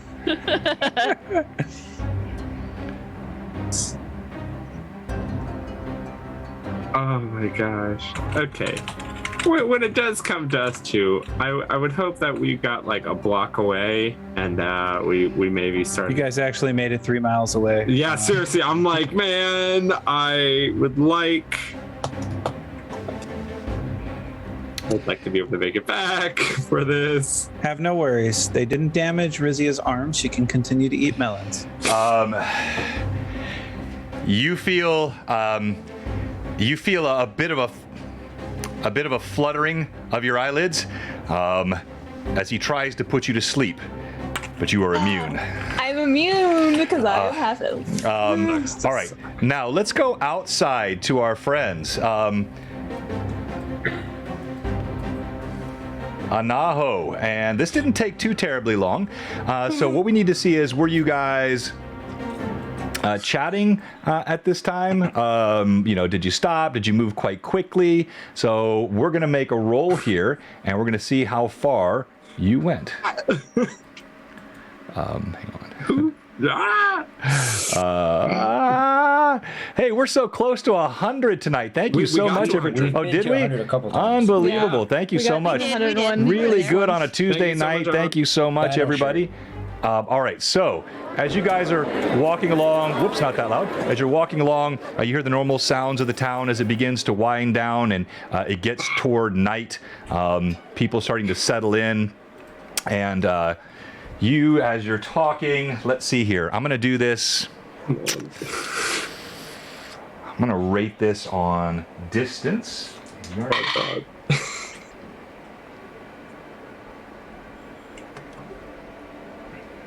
All right, I need both of you to make a perception check. Oh, no, you better take this away. Okay. 13. Okay. Anato. Sorry, I'm deciding between my 3 that always betray me, and I don't feel like I ever get No, Fraley, it was not Fireball. Yep, no, And okay. John, we're picking the direction we're going. You're picking the distance we're Not going. great. What's that? No, I just. We're picking the direction we're going, but you're picking the distance we're going. Yes. Yeah. I mean, I'm not really too concerned about that. Right? Distance was more important. We can decide direction depending on whether or not you hear this. Okay. That is a 22. A 22. Well, I think it was said best by Robert Phantom, who said, Rizia is screaming, the barkeep is screaming, and the mad chatters are screaming. You hear a cry, and you recognize it as Rizia, and you've never heard her scream like this, but you know her voice. There's a sudden scream, and when you become attuned to it, you can hear there's a cacophony coming from inside the tavern. Rasmus will look down at Naho. And he'll just like run. He'll just not sure what to say, and he'll start running back towards the tavern, loading his crossbow. Okay, so you're going to turn and start moving back. I had you at, thank you very much. I had you at 90 feet away. So at 90 feet, you can dash at 60 feet. per round, but you're just basically turning now. So you've got a round and a half, at least, before you're going to get back there. All right, Taldar, we go to you now. John. Yes. John. Yes. I'm not going to go back to the tavern. Okay. All right. Thank you. Anaho remains outside.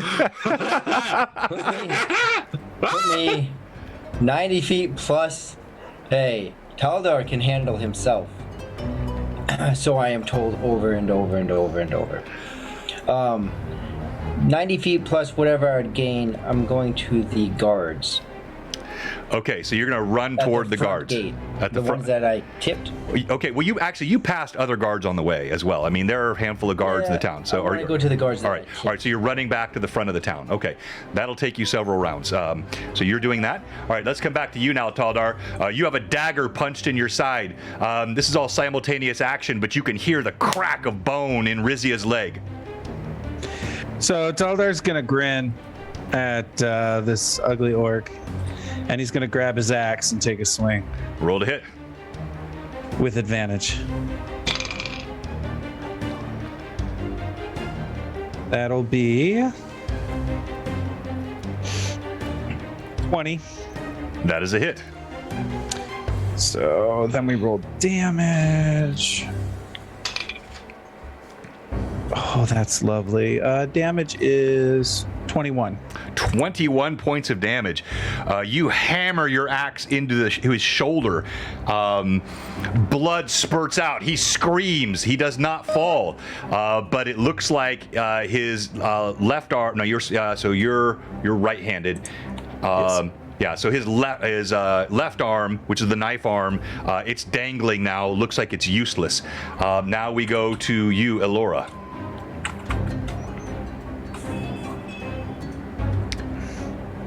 Sorry, there was a spill. 1 sec. No worries.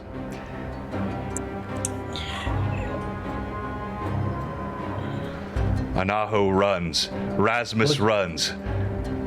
Well, she does that. How far is it? How far did we travel into the tavern from that front gate? Well, that's what I was saying. You weren't like keeping that close a distance walking in. I'm gonna say this is a good-sized town. The tavern was sort of centrally located, so let's think through that. Let's call it. I mean, I'm gonna say it's gonna take you, even sprinting, it's gonna take you a good 5 rounds to get to the front gates. All right. Okay. All right, Elora. You hear Rizia scream next to you. Yep. Elora's going to cast Produce Flame in her hands. Okay. Down the town. Down the town. Now we. And that lasts for 2 minutes. Okay, you have flame in your hands, and now we go to initiative. I lost last time. So who's it go to? DM has a 2. Rizia. It would go to Rizia. She's the only one else in the room right now. But she's out. No, so I mean, Elora. I'm still there. Oh, She's still in. She's just No, but she's stunned. Conscious. She's stunned. She's out. Yeah, she's stunned. No, well, it'll be Elora's roll because you're stunned, Rizia. Oh, right. You're screaming in pain. Even as tough as you are, I mean, this is the worst injury you've ever had in your life. Jeez. Got a 5. All right, you have initiative. She's amazing. Let's go back to you, Taldar. You are in close combat. Oh yeah, we're taking another swing at him. You pull your axe back as blood spurts from his shoulder. You're gonna pay for that! He using my last advantage. He reaches over with his right hand to pull the knife to that hand. Okay, and that'll be a 27. That is definitely a hit. And that will be a 23 damage. 23 points of damage. Jeez. Taldar, tell me what it looks like. Yeah, of course. All right, so Taldar heard Rizia scream. Oh, yeah. He was giving this half-orc a little bit of leeway, but not using his weapon initially. But as soon as he brought out the dagger and the scream of Rizia, you see Taldar, the first swing from the previous round, takes out the guy's right arm. And as he finishes through, he comes back up through his shoulder and through his head, slicing his head in half at an angle, and you just see the head slide and land on the ground.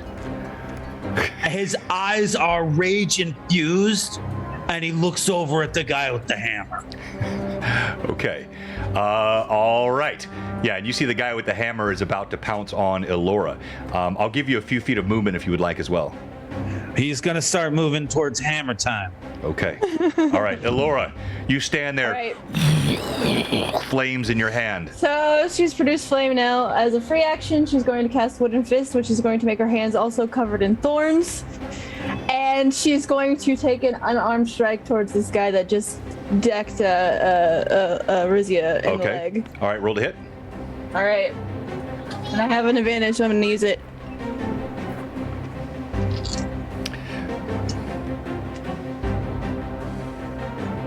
That is a 19 to hit. A 19 to hit. Yes. That.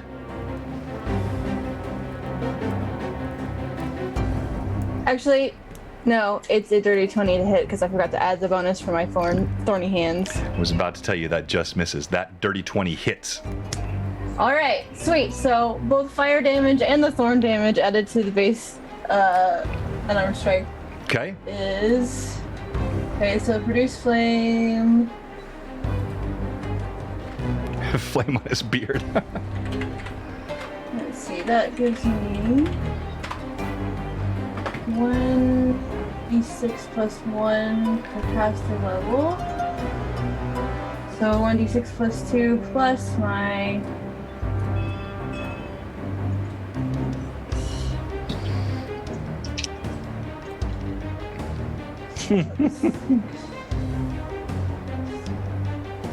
Nine points of damage between the fire and the thorns. Very nice.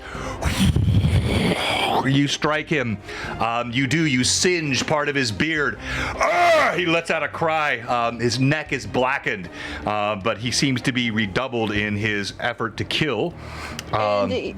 You would notice that the flame, as she strikes him, it kind of flares out from her hands, disappears, and then as she pulls back, it reappears as it reforms in her hands again. Very nice, very nice. All right, now it is their turn. Oh, yes, I'm sorry. I didn't give you your movement this round. All right, so you're dashing. You're going to get 60 feet of movement here. Wrong rule. This one. So you said we were 90 feet away. I did 60 last round, so No, I'm 30 feet away no, now. you did not do 60. This is the same round. Wait, no, it's a new round. No, but they were That's right, I walking. forgot. That's He my had fault. barely That's my turned. fault. Yeah, he had barely turned. So let's That's right. what I'm going to do is I'm going to put you 30 feet from the door now. So let's just figure out where that would be. This about is doing 30 by feet. tiles, so it's going to be 6 tiles. Right about there. All right. All right, you are sprinting toward the door. You can now hear the screams, the banging of tables. You see a few of the patrons come running out of the door. Ah, get the guard! Get the guard! Now. So that's where I was last round? That's how close I got? No, Or that's how close because I got this round? that's how close you got there. I didn't have you fully 90 feet away before. I gave you the actual distance. Now I'm measuring it. So this is how close. You are 30 feet from the door. All right, now they attack. This one with the hammer. He swings. As we wait with bated breath to see if it's another 20. What is your armor class? 16. He swings. You feel the whoosh of the hammer. You duck underneath it. It buffets your hair, but he does not hit. This one. I should just leave that there. I can keep rolling. This one, he sees Taldar rushing, and he holds out a hand, and you see 2 bolts of energy come from his hand, streaming with a orangish light straight toward Taldar. And Taldar, they burn into you. You take 7 points of damage as these missiles strike you as you're running forward. And unfortunately,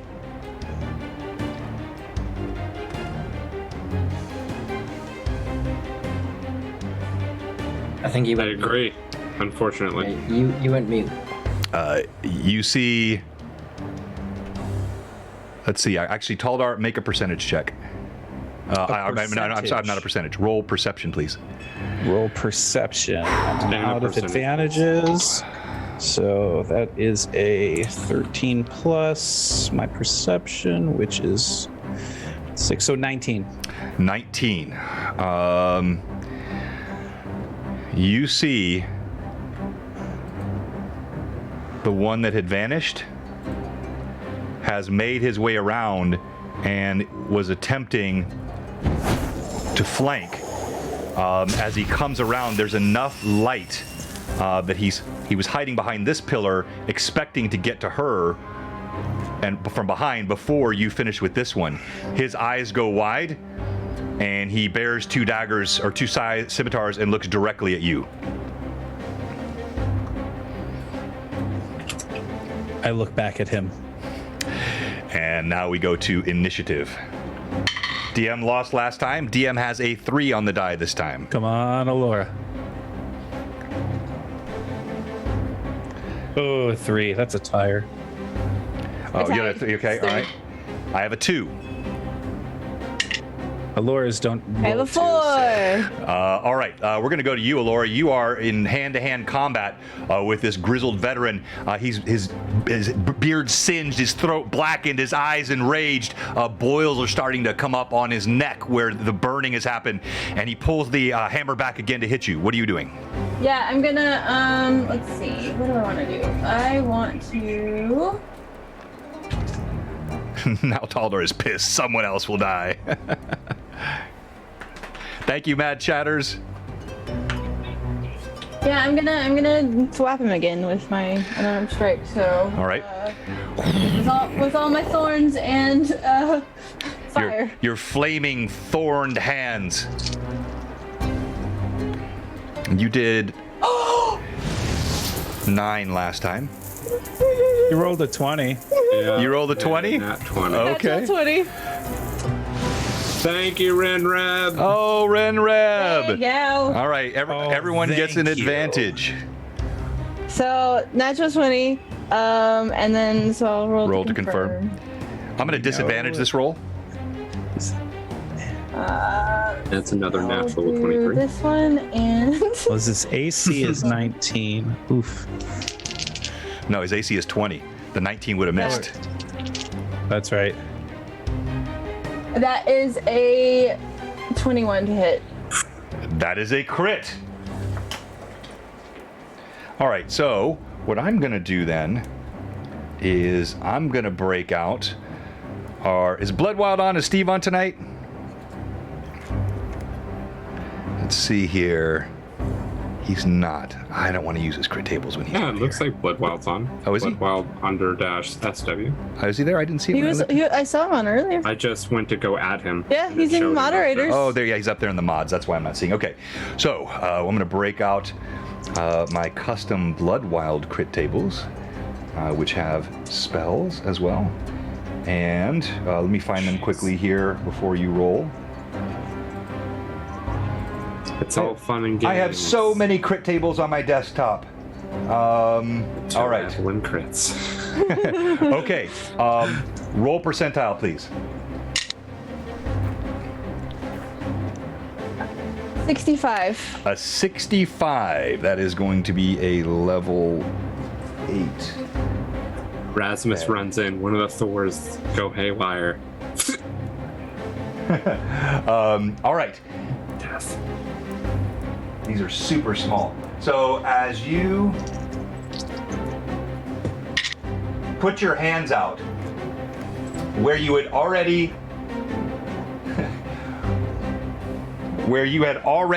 burned him and the blisters were forming, you thrust your hand and the thorn punctures his throat, pushes a jet of flame inside his throat and voice box. You see flame come out of his nostrils, out of his mouth. He falls back, trying to scream, but helpless as his body smokes in a horrible, horrible display of butchery. All right, Taldar. You see. All right, so he's gonna head towards the double dagger guy. Okay. Right? You said he's got, or 2 scimitars. Scimitars, that's what you said. Yes, 2 scimitars, yes. So he sees Alora's kind of handling herself. He's kind of impressed. Kind of nods. And then it's going to go towards the scimitar guy. Can I get there and make an attack, or am I too far away? Oh, no. Yeah, you're only about 10 feet away. That's plenty of... All right. So he's going to run up with his axe, and he's going to use his advantage. And that'll be 26 to hit. 26. This guy moves like Quicksilver, but you do hit. He almost dodges your blow, but your axe bites. And so that'll be, oh, that's terrible. 14 points of damage. Terrible. Awful. Yeah, you slam your axe into his hip. You feel he's got some slender chain underneath his cloak, and it bites through the links of chain, and you feel it hit flesh. Nice shot. Well done, Taldar. All right, now we're going to go back to you, Rasmus. Rasmus, you're going to get another 60 feet of dash action here. So let's measure this up. Only half of that, so I'm in the doorway? Yeah, so, well, you could, but if you're thinking of casting a spell... No. Okay. I've had my crossbow up. You've had your crossbow up. All right, hang on here. So let me see how far that is. Or at least survey first. No, you can, no, it's going to be 30 feet to get there. So you're not going to be able to get a full round attack after 30 feet of sprint. But you can see what's going on, and you can continue your dash action if you want, or you can stop and take aim, whatever you want to do. I'd so like what you to see try and get an eye on Rizia. Thank you very much, Pat Draws. Thank you very much, Chaosic. All right, as you survey from this angle here, let me pan down and see. You don't see Rizia. You can hear. If I'm not able to get an attack, I know I would keep moving towards where I see Taldar and Allura, and if at any time I see Rizia, I'd move towards her. Okay, so you're gonna move this way. You get that far, so you're gonna be in range to attack next round. And at this point, we'll make a. So you're actively scanning for Rizia. I mean, yeah. You can now you're close enough. You can hear. You can localize where her screams are coming from. You know she's over to the left side of that table, but she's on the ground. You still can't see her from where you're at, and we'll let you decide what you're going to do next round. Now it is their attack. With the dual scimitars, the elf, he spins them, gives you a sneer, and takes a pair of slices. Oh, I'm rolling up here. I don't always do this, but every once in a while, it's just a fun little thing to do differently. That is a hit. And then let's roll the second one. That is a hit. Yeah, it's just coincidence. Weird. Wait, let me make sure it doesn't. No, it gives you some. It's legit every time. Okay, all right. It hits you twice. The first blade. Wrong die. You take 8 points of damage as he slices you along the thigh. The second blade, you take 6 points of damage. He catches you in the upper arm, splits your arm, blood flowing down your hands onto your axe handle. This guy. He is going to release 2 more of those missiles. So he holds out his hand toward Taldar and fires twice.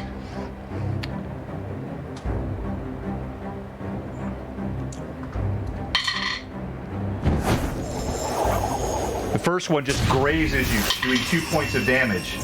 The second one hits more strongly, thunks into your shoulder. You take 4 points of damage as the 2 missiles strike you. And thank you, Mad Chatters. Thank you for the bits, Pat Draws, and Kalsic again. Thank you for the follow, Mercanos. All right, so that is everybody. It is initiative again. DM has a 6 this time. Oh. All right. Oh. Roll again. DM has another 6. Go, Allura. All right. The scimitar-wielding elf. And remind me of your armor class, Taldar? 13. That's what I thought. That is a miss. He swings. You felt the bite of those blades, and you have no desire to feel that bite again. Oh.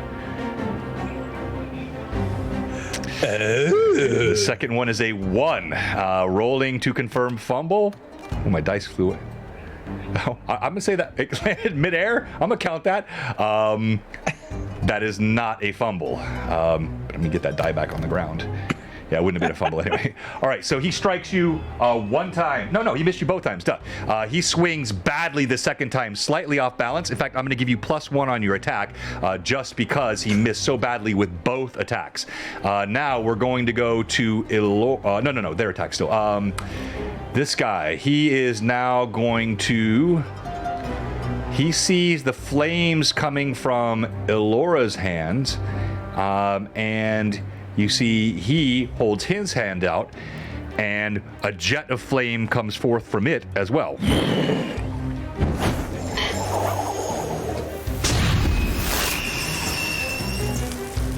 Hang on here 1 second. Man, what strong support tonight. Thank you, everybody. Rizia, this reminds me of the time that I laid on the floor for several rounds because I was knocked out. Yeah, I'm just looking up a backup character. Rizia, this reminds me of the 3 or 4 sessions that I have sat listening. I know, I'm listening too. I'm also just looking up a backup character. All right, I need you. John's back. I need you to make a reflex save, Elora, as a gout of flame leaves his hands. Dan, I'm going to roll this at advantage. Let's go! More advantages for the DM. Yeah, just don't name it Liam or Phelan. That would be confusing. 19 on my reflex save. Okay, all right. So you duck down underneath the chair. It means you're only going to take half damage from this flame, but you do take. You take 6 points of burning damage as you duck down. You feel the flame wash across your back. Burn. Are you still conscious? Yeah, oh yeah. Okay, all right. Okay. All right. Let's see. That leaves. All right. Let's. Rizia, if you would like to, you can roleplay your screaming. Oh no, thank you. My voice is, my throat is much like this tavern. And it is just... Anaho.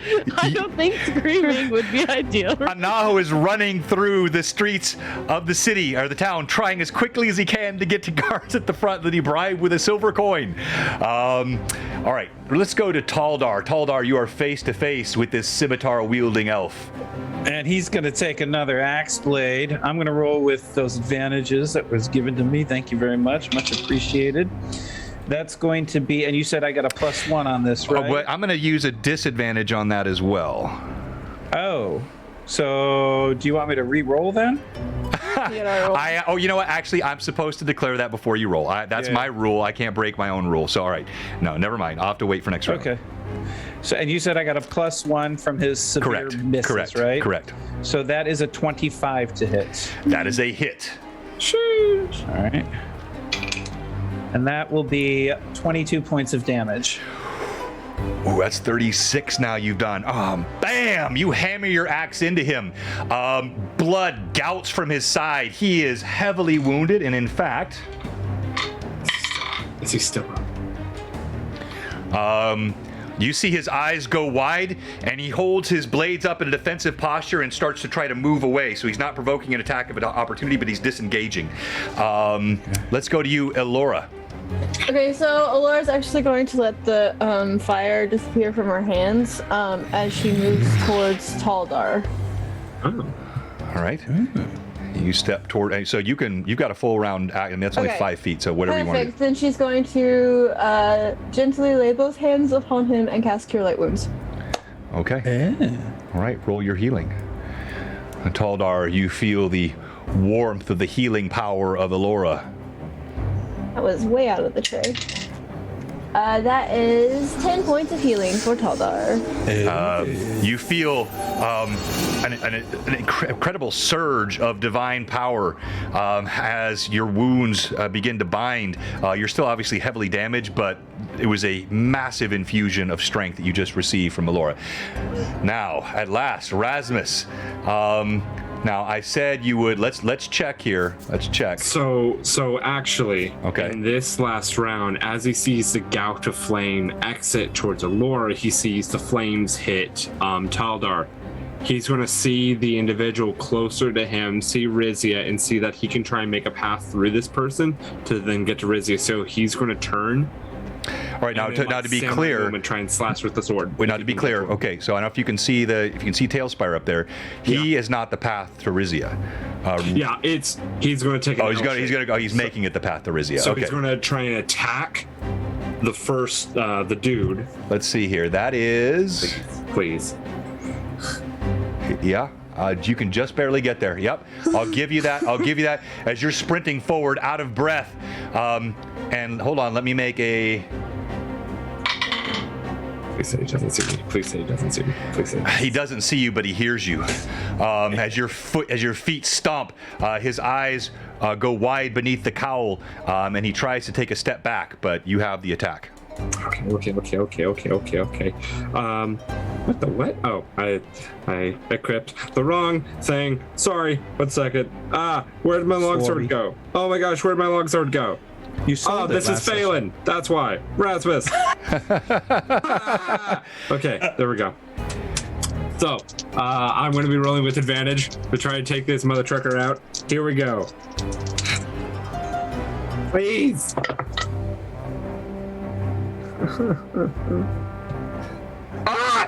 That's going to be a 15 to hit.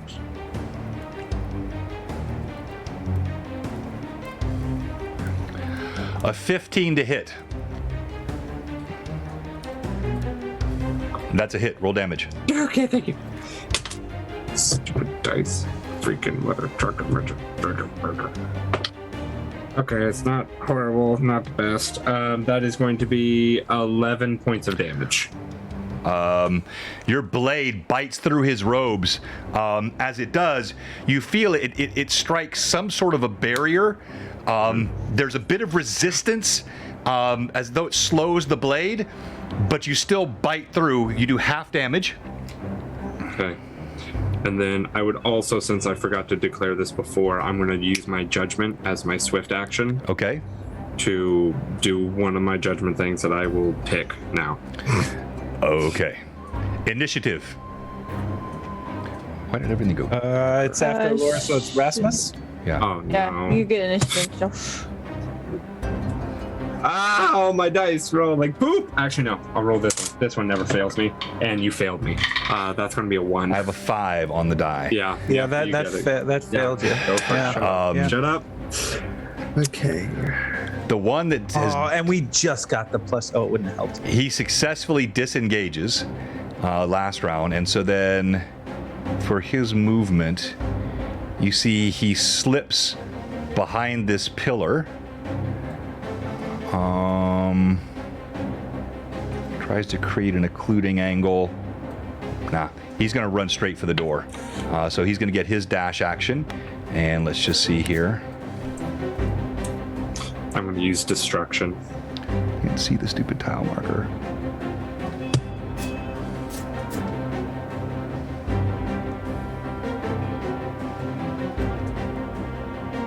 I mean, that stool will offer some crazy interception for him, so he should have like 10 feet to his right side. All right. He sprints toward the door, and he is moving very quickly and lively. Even though blood is seeping from him, he is very quick in movement. He gets to the doorway. Now, this mage, let's see what he's going to do. No, don't you ever do it. Come on, I finally got to swing. I'm hungry for blood! He's in a panic. Come on, please. He holds up his hands. No. Wait, I can help you. I can help you. I can tell you who sent us. I didn't want to do it. I was forced. The ogre, half-orc, it was for coin. I told him we shouldn't. I can aid you. All right. Is it my turn? No, it's because you already had your action this round. Now it goes to. No, he has. This is a new round. Oh, that's right, new round. Yeah. I'm sorry. Yes, and yes, you do. Go ahead. All right. I'm willing to believe you. Let's see. He'll do Jedi mind trick, and he's going to use daze. All right.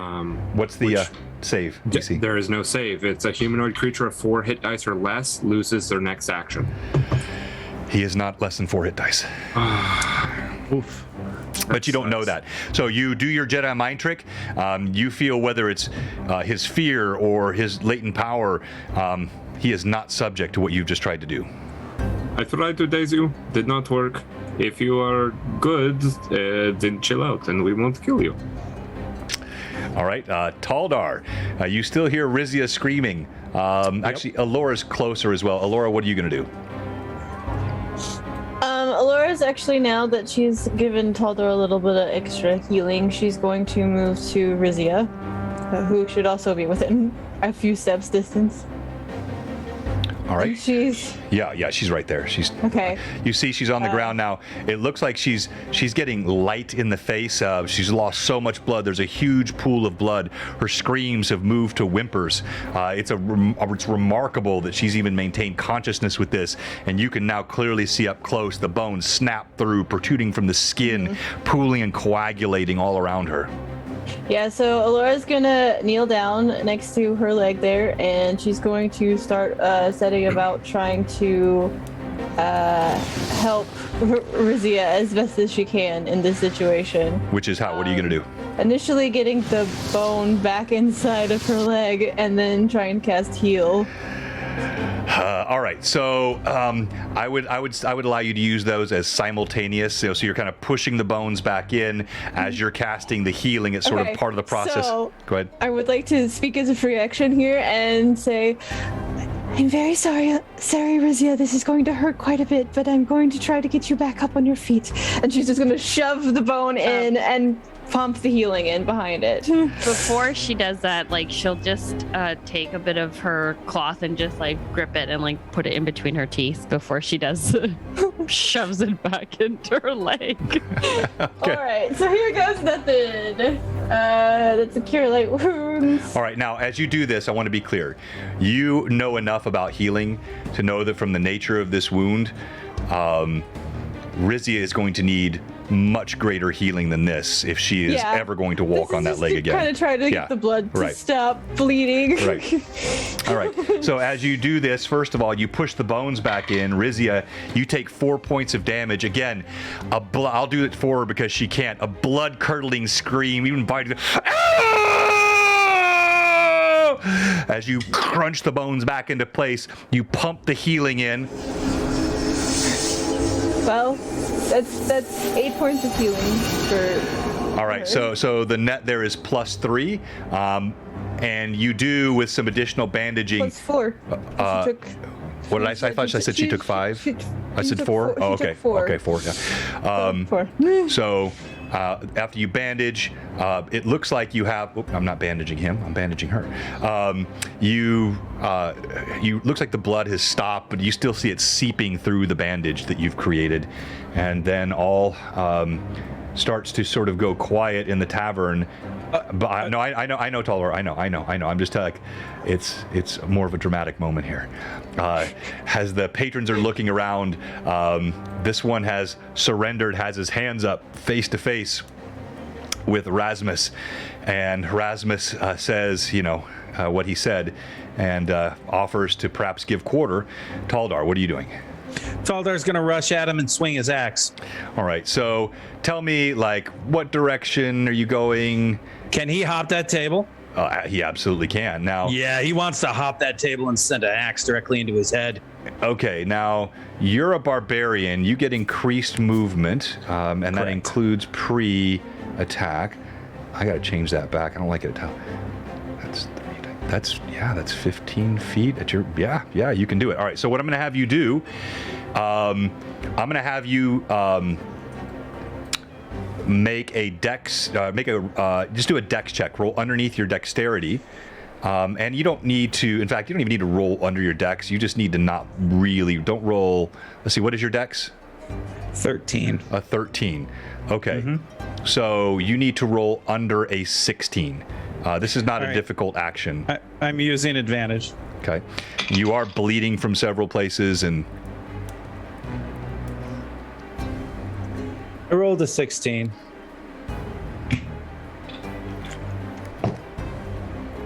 I said you need to roll under a 16, didn't I? Yep. All right, so that doesn't mean, you don't stumble, you don't fall, you roll right. You leap up on the table, but you slip a bit as you do so. And so you are unable to get your attack action as you stumble atop the table. But I'll tell you what, you could have, in fact, I forgot to say this. I was going to say this. You could have gotten a little extra there if you would have role-played a bit of what Taldar might be saying or doing as he's rushing forward. Oh, okay. I can do that. So he hears what Rasmus says, who was not in here when the situation started. So as soon as Rasmus finishes, Taldar, axe in hand, above his head, "You don't get to offer him freedom. Not after what happened to Rizia." And that's when he goes barreling forward. All right, I think that's good enough for a +1. I'll give you that attack. You leap on the table. Now, the question everyone in chat wants to know, which one are you attacking? I'm attacking the mage who hit me with those boom booms. All right, go Although ahead. the temptation, is both ways. We're going to use advantage. And I'm going to disadvantage. Roll. No, you already rolled. Oh, no. Yeah, I want to disadvantage you on that one. Yep. Yeah, because you said you wanted to do it last time, so that's fine. So let me just roll one then and see. That's going to be a 18 to hit. That's definitely a hit, yeah. You're swinging directly down on top of him, so roll your damage. A 20 damage. Taldar, tell me what it looks like. All right, so he's screaming at Rasmus, but his direction is directly at this magic user. And Taldar, if anybody hadn't figured out, abhors magic in a way that a vegetarian abhors a nice piece of meat. And so as he's yelling, he takes a step up onto the table, leg up, axe over his head, and he brings it down directly, squarely in the middle of the skull of this caster, and then whips it out. It died. I mean, with the motion, the power of leaping up at the table, swinging from above. This is not exactly a stout individual. Your axe splits through. You see gray matter splatter. You see his neck cut in two. You feel it dig into the collarbone all the way to the sternum. I'm going to need you to make a strength check to get your axe even back out. It cleaves all the way down into his sternum from the top of his skull all the way through. Rasmus, you are spattered in blood. As he yanks it back out, bits of gore splatter everywhere, all the way back to the fire. Bits of brain matter sizzle in the fire behind you. And Taldar stands atop the table, chest heaving, and we are now out of combat. Did some of that matter get on Rasmus's face too? Oh yeah. I'm sorry, you didn't hear me. Yeah, I said that. Yeah, I said that a couple of times. Yeah. Oh, okay, sorry. Yeah, I just wanted to make sure that happened. No, he's splattered with it. I mean, he got it when it came down, but especially when you came back up, it just flipped the gore everywhere all over him. And we end the combat now with Taldar standing atop the table, the stunned patrons that remain, the slow moaning of Rizia on the ground, and Alora panting after expending so much of her magical power to try to heal her. Taldar turns and looks at Alora. How is she? She's in very rough shape. I can't do anything else for her, unfortunately. Taldar will slip his axe on his back. He will jump down from the table and lift Rizia up in his arms. Do not touch her. That will cause the bleeding to go further. Shut up! Put her down if you want her to live. As he will start to move towards Rizia, removing his glove. Not all of us like death. I hope you understand that. As he will put his hand on Rizia to cast Cure Wounds. All right. Go ahead and roll. So you allow this, Taldar? You don't? Yeah. So he says that, and Taldar will stop for a minute, and he'll look at him, and he'll set her down, but he's ready to pick her right back up if Rasmus takes one bad step. And as he removes the glove and he gets to her, you would see a black arm. Like the arm was crushed. And you've probably seen this in your years as a barbarian. When a limb gets crushed or cut off or frostbitten. Like the circulation. And so it's just black and purple. Like and frostbite. The veins you can see are a deep maroon red. As he like shaking his hand, like trembling a bit, puts it on top of Rizia, and he closes his eyes. And until Rizia is pretty much fully healed up, he will expend every single one of his spells. Okay. Rizia, you can be healed up to half of your permanent hit points. Rasmus, what you feel as you're casting, you cast and you cast and you cast, and there is healing, but there comes a certain point where you can feel that the nature of this wound inside is not going to succumb to normal healing. There is a fundamental breaking and crushing of the bones that has occurred inside that is beyond the power of a cure light wound. Is there any way, DM, that you would allow me to do some sort of medicine check to assist in this healing? Or not? Well, I would say the medicine check. No, the medicine check is what is sort of helping you understand the nature of this wound. You've seen this kind of wound before. You know it is beyond the power of the magics you're using. Let's quickly go aside and talk to Anaho. Anaho, breathless, you.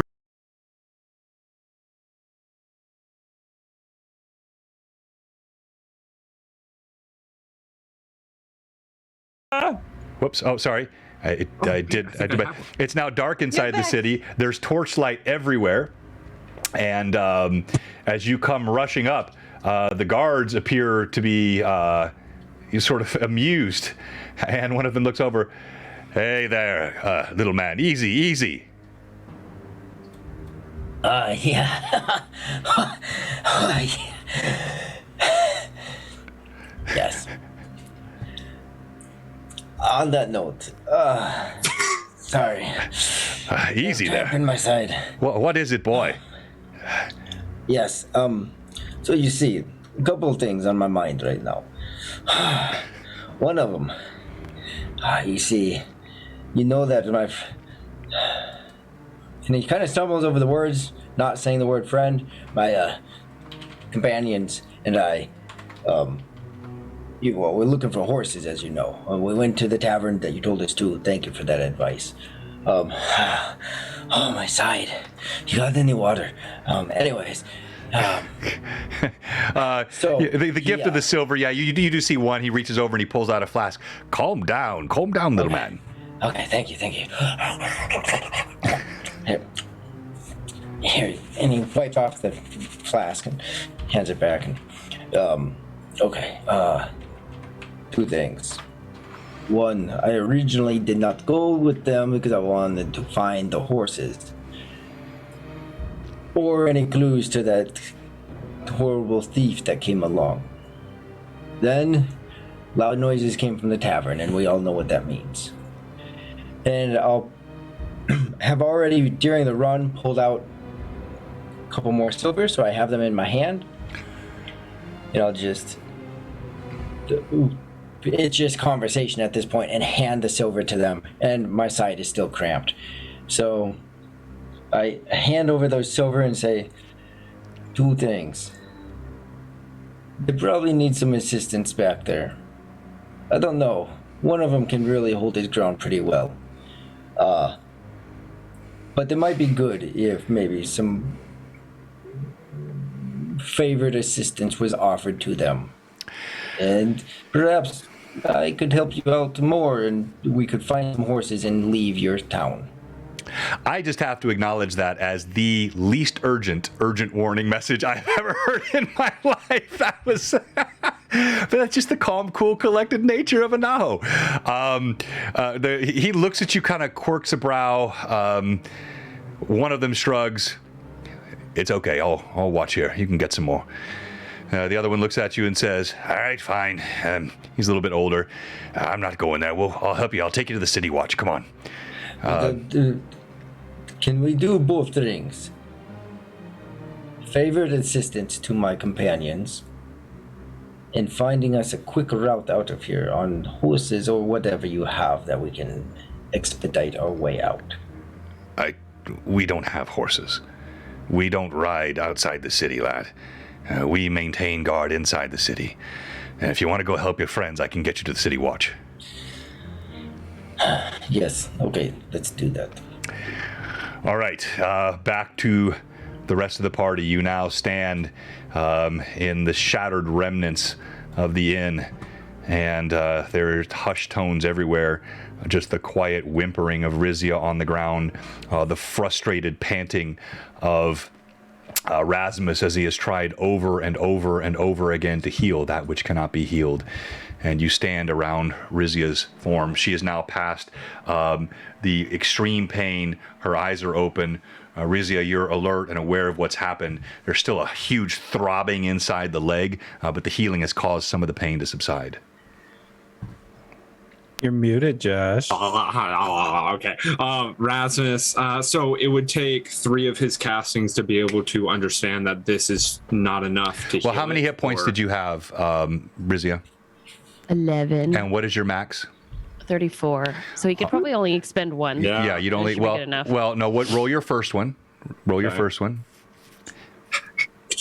If it'd have to be, I mean, I would say no. 15, 16, 17. 17 would be my max. That is going to be 9 on the heal. Yeah, so then 17 would be my max. All right, so I'm going to say, because knowing it on the first one would be different, because then it's just doing less maybe. But when you're going to know it is when you heal and nothing happens, right? So okay. I'm going to say you can make a spellcraft check, but this is going to be a very difficult spellcraft check. To not have to expend the second spell, yes. Yes, exactly. I would say I just expend the second one. All right, you expend that makes more sense. You're pumping the one, you're pumping the second. You might notice a little bit, but it's when you hit the second one and you can feel there is no healing done. As he's then going to pull the easy axis from behind him, the torch. As he's going to pull out a torch, pull some rope from his side, and start wrapping around the leg. We've got to get her to a different doctor. They need to be able to set the bone. It's not going to heal past this point, and there might be more internal bleeding from this. Now, please. As he will try and tie different knots to put the torch along the leg to try and keep it as stable as possible. If he needs to use a second torch or anything else, he'll do what he needs to do to wrap up this leg. He's healed many a wound. Yeah, you would use 2. You would use 1 on each side to splint it. If it means anything, I also have a healer's kit for whenever that matters. Okay. All right.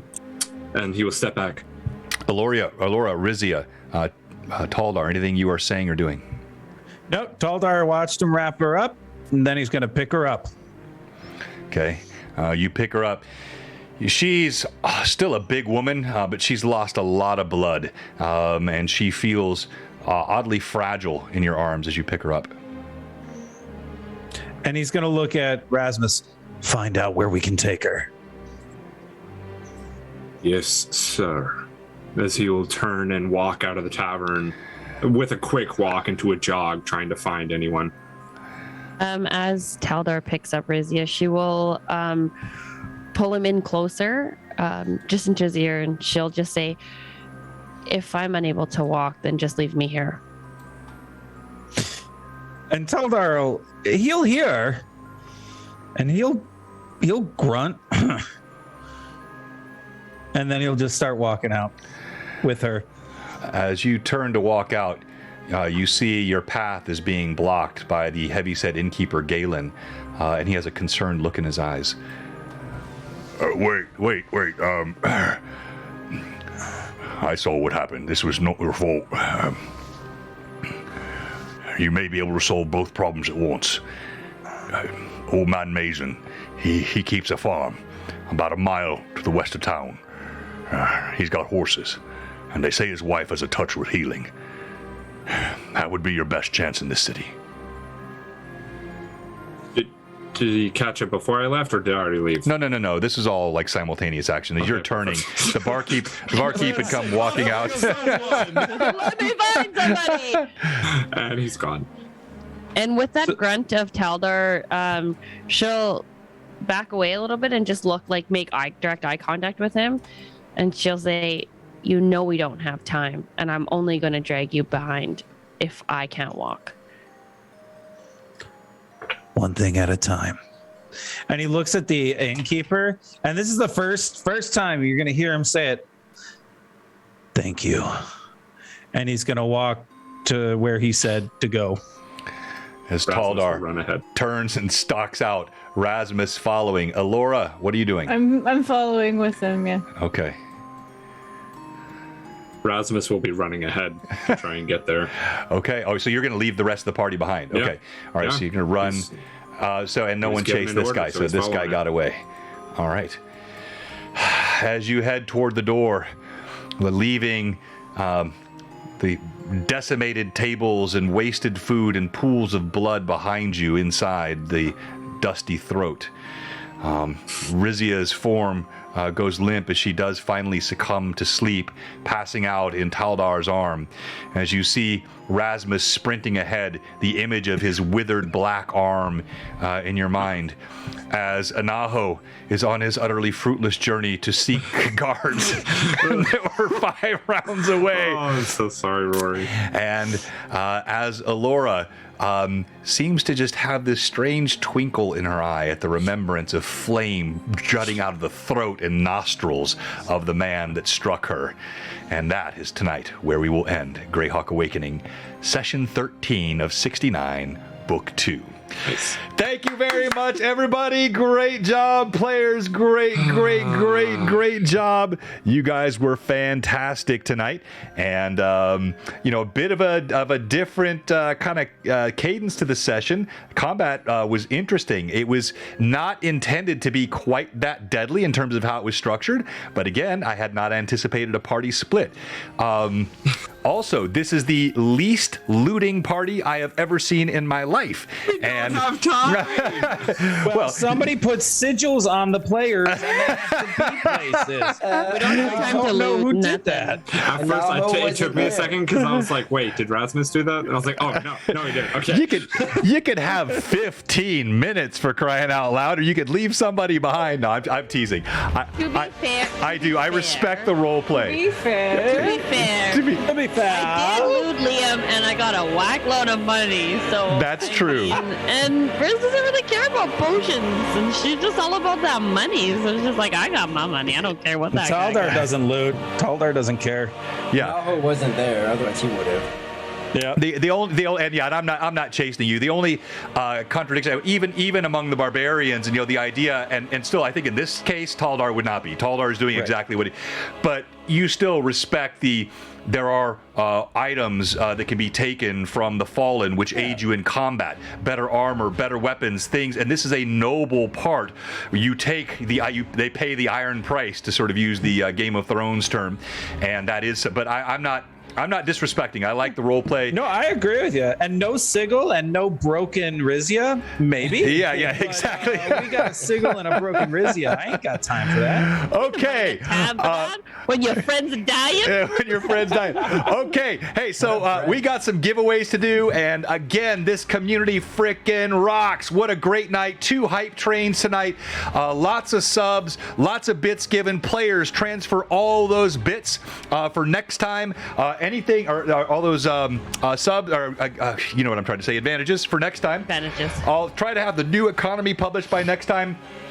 I will keep my DM advantages, so that's fair to the folks that gave them to me, and I can't really use them for hit points or XP, but I will tell you each at the beginning of each game how many I have, so that no viewer is stacking up too much. If you know I've got advantages, you know I've got advantages. I'll even call it out occasionally. I think it's a good way to do it.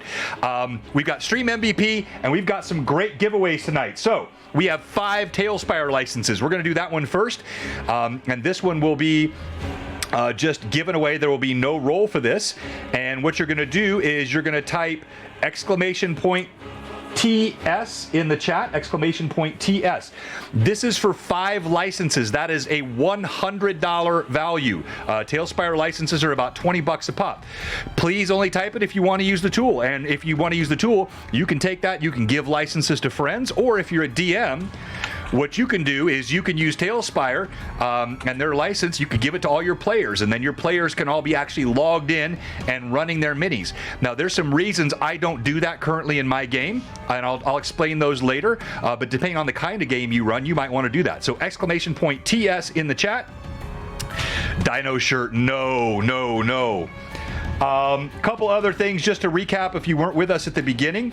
It was great to see Honeybee in the chat today. Everybody saw her. Tomorrow night's Lore Masters Arcanum is on bringing new players into D&D. I will be joined by, among others, Just Plain Cameron. You saw her during the charity stream. She is a delightful young lady in college. She's actually bringing a lot of new college players into the game, but this can apply for any age. And we're going to talk about the how and the why that you bring new players into D&D. And it should be a fun chat. Evelyn, are you going to be able to be with us tomorrow night? And my hope is that we're going to have either Markov and or Chandler in tomorrow night, and just talking about the next Thomas. Markov I meant Thomas. Chandler. Thomas, yeah. Chandler and Thomas. Markov is Chandler. Chandler and Thomas hopefully will be with us tomorrow night, but we'll see how that goes. That's going to be a fun time. That'll be tomorrow night at 5:45, and then we'll rate straight into Jay. That will make then 5 streams in 4 days that we have done here in Blue Box, but you guys have made it all worthwhile. All right, the winner of the Tailspire 5-pack giveaway, $100 in value, is Robert, Phantom, and Jay. This man wins more than Tom Brady. Unbelievable guy. Wow. All right. Congrats, my friend. Congrats. And he, I know, can put them to use. Perhaps we'll see a little Tailspire on Friday Night Crusades. All right. Now, That'd be sick. Now, next. !Mini in the chat. !Mini in the chat for the second giveaway. And let's see here. Let me pick a good one. Give away Brim. I'm gonna do. No, that is definitely not happening. I can't do that one. Exclamation point, NPC voices. No, I can't do that one. This gives you time to type it in while I figure out. I'm going to pick a good one. It is not going to be Brim. This is Brim's mini from book 1. This was painted by Atris Minis. You guys remember this guy? This is one of the coolest minis ever done. Hang on one second here. It is definitely not going to be this guy. Nope.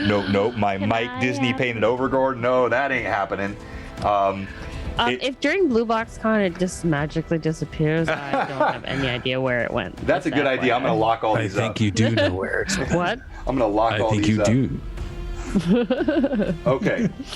I like these guys. I like having a lot of them. Oh, I'm going to need them actually in the future. It's not going to be Glitter Bomb John. Actually, yes. Let's give away Glitter Bomb John. That's a good idea. No? Okay. Well, he belongs to you. No. Yeah. You can't get rid of Glitter Bomb John. Oh, come on. No, that is to stay your curse and your reminder of what you've done. Okay, let's do this. I'm gonna. Oh God, I love all my minis. I am so attached to these guys. All right, you know what? This was incredible tonight in support. I'm going to give away. I like this guy too. Then don't give them away. No, but I don't like doing lame giveaways. This is a demonic lightning. Do anyone know what this is? This lightning casting silver scorpion. It looks like a lightning casting silver scorpion. It's called a Skaldar. Scaladar, rather. Scaladar. It's a Scaladar. Scaladar. Did anybody get it in the chat? No one got it in the chat? Crystalline Scorpion. All right, so if you want the Scaladar, the silver scorpion that has lightning arcing out of it, it's a wickedly cool mini. I don't want to give away junk. Let's see here. The winner is. Did everybody type in mini? Yep. Okay. All right. The winner is 3, 2, 1.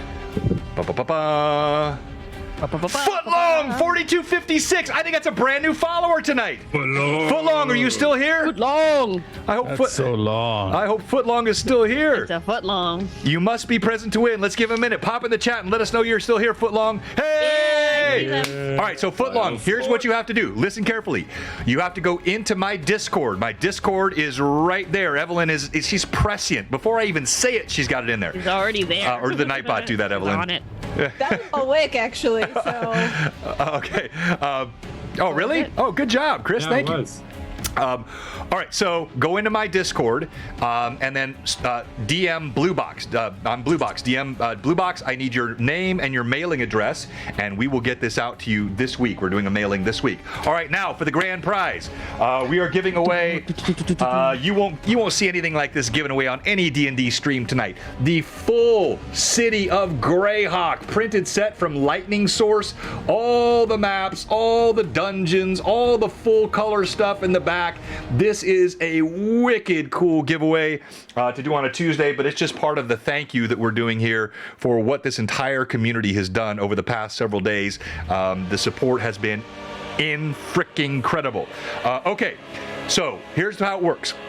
Each one of these players is going to tell us why they should be Stream MVP. And then we're going to tell you which one of you they're going to roll for. Let's start off with you tonight, Anaho. Why should you be Stream MVP? Well, I should be Stream MVP because I had fabulous roleplay. I waited and waited some more, and then I alerted the guards to find horses that don't exist in their knowledge bank. And I mean, maybe I get some favor with the city guard and play politics. All right, so not the most compelling, but your role play was really good tonight, Rory. In fact, even at the beginning, I thought the role play was good. Don't sell yourself short. I know you did wait a lot, but yeah, I thought you did a good job tonight. And yeah, type !Greyhawk in the chat to be entered in this. Rory, you will be rolling for. Myamorph, let's go! Outstanding. Super long time friend. He's actually won quite a bit, and Tom has always supported us here, and we are just so thankful. I'm just knocking this down here and making sure I've got all my stuff up for the Nightbot. Yeah, I'll do what I can, Myamorph. I mean, I am the one rolling for you, so okay. I'll let you look. All right. Here we go. Vivi, why should Rizia be Stream MVP? Rizia should be Stream MVP for not dying. Also for allowing Rasmus to touch her twice. Sorry, just because I couldn't. I was so there was no innuendos. Yes, for staying alive. For her RP with Allura and just kind of going with her and having her back and being like, damn, this girl doesn't even need her. She doesn't even need me. I'm just here. She's looking for some trouble. And also just telling Taldar to leave her behind if she's going to hold him up, because just based on her backstory and just barbarians in general, she knows that it's not really worth her time, because since they have a time frame ticking, she doesn't want Taldar to carry her around. essentially. Right. Although it is nice to feel his muscular arms carry her. Now, you'll note also, though, if you're looking at the screen right now, we have the fan art that was done earlier. And yes, you were carrying someone there. I forgot about that. I also carried Anaho, I guess. Just kind of, for a hot 2 seconds. I love it. Great work, Pat. Anaho instantly regrets asking for a favor. What did it say down there? Not what I meant, Rizia. Not what I meant. Hush, puppy. All right. Rizia, you are rolling for Josh Iculus. Congratulations, Josh. You are in the giveaway. Now, let's go to Taldar. Why should you be Stream MVP? Indeed. Taldar should be Stream MVP for a variety of reasons. One, he started off by walking. And Taldar has done a lot of that, and that's very important that he continues his walking. He went right up to the guards and at the gate and explained to them that we were merely there for an evening of rest, which it didn't turn out that way, but that's what we were there for. He then entered into the tavern with the rest of the group, immediately going up to speak to the bartender to inquire about some horses. Unfortunately, that conversation was cut short, at which point Taldar cut the half-orc short. So it worked out well. And then, seeing and hearing what happened to Rizia, first, Taldar went and attacked the scimitar man. Managed to do enough damage to make him run away like he should have before he even started. By the way, he rolled a 1 on his morale check. He urinated on himself. And then it proceeded to bash in the brain matter of the one who shot a couple of boom booms at him, and he was not happy about that. And then immediately went over to help Rizia and carried her out and scoffed at her saying to be left behind. She doesn't know it's a scoff yet, but she'll learn next week. All right, excellent. And yes, I thought Taldar definitely warmed up as the session went on. He was red hot by the end. And Fulton Knight. Fulton Knight has been a follower since January. He's a sub. I don't think Fulton has ever won. Fulton, are you in the chat? Let us know you're still here. I'll double check, but I don't think... I had some good rolls tonight, Fulton. So. Yeah, it might be the right night to have Terry. No, I don't think Fulton has ever won. Yeah, all right, great. So, and they're a sub, fantastic. Yeah, they're a sub. Ooh. Yeah, all right. So we got a couple people that have never won in the giveaway pool tonight. All right. Why should Rasmus be Stream MVP? As I have his glorious image up there. Thank you, Cowboy Hob. Rasmus should be Stream MVP for having character art this session, for surviving now a 3rd session and not. It's a Josh record. Yet. For running. Like, I imagine the Monty Python just like, then it goes back to the fight and everything going on in there. Then back to Rasmus, and same with Anaho, just them running away from one another. But Rasmus really wanted to just beeline straight for Rizia, but seeing the attacks coming against Taldar, he changed his trajectory, tried to swung a little bit, nothing great. And then tried to be like, oh, okay, we can actually get something out of this. Brain matter. Okay. And I didn't say it, but he just stepped right over the body. He just moved towards Rizia. And then also going toe-to-toe with Taldar and not backing down in that moment. Yeah, that was nice. That was nicely done. All right. So you will be rolling for... Biggie Pod! Toriano. Toriano is always on. Toriano confirmed you're still on, my friend. All right, while we're doing that, tell us why Alora should be Stream MVP. The reasons. Well, Alora should be Stream MVP for her RP with Rizia, with her flaming hands and thorns all up in that person's face. And that was one of my favorite crits ever. I love the imagery of that, because the crit on the table, said that you, and this was actually Steve's crit table. So Bloodwild, your crit table had the puncturing of the throat and fire into the voice box, burning the voice box. But because this was a clear kill death, it just made sense to have that fire pour out through. I love that moment. That was so well done. And we're starting to see a little bit of a little bit more of Alora's nature because of where she spent most of her life, and around certain things that would make her a little more capricious. Yeah, we're getting a kind of a sense of that, and yeah, and the healing of Taldar and Rizia, of course, to help Taldar stay in the fight, and then try to help Rizia mend that massive wound that she took. Yeah. That's why Alora should be here. Outstanding. All right. And yeah, that is my favorite part of her character. You know, you have a naturally sort of comes across as sweet demeanor. Alora has a naturally sort of sweet demeanor it's different. It's role played on, but it's still sweet. But then she has this very, very odd, quirky edge to her that you don't expect. We've seen it really since I think the second session, and it's been fantastic. All right, so Tracy, you are rolling for Tracy. I am Devine. Are you still with us, Tracy? I know she was going to try to come to Blue Box Con. If she's still in, Tracy, have you confirmed that yet? I don't know if she's signed up. Yay, you're in. And yes, she is coming to Blue Box Con too. And we cannot wait to see you. And I think your husband's coming as well.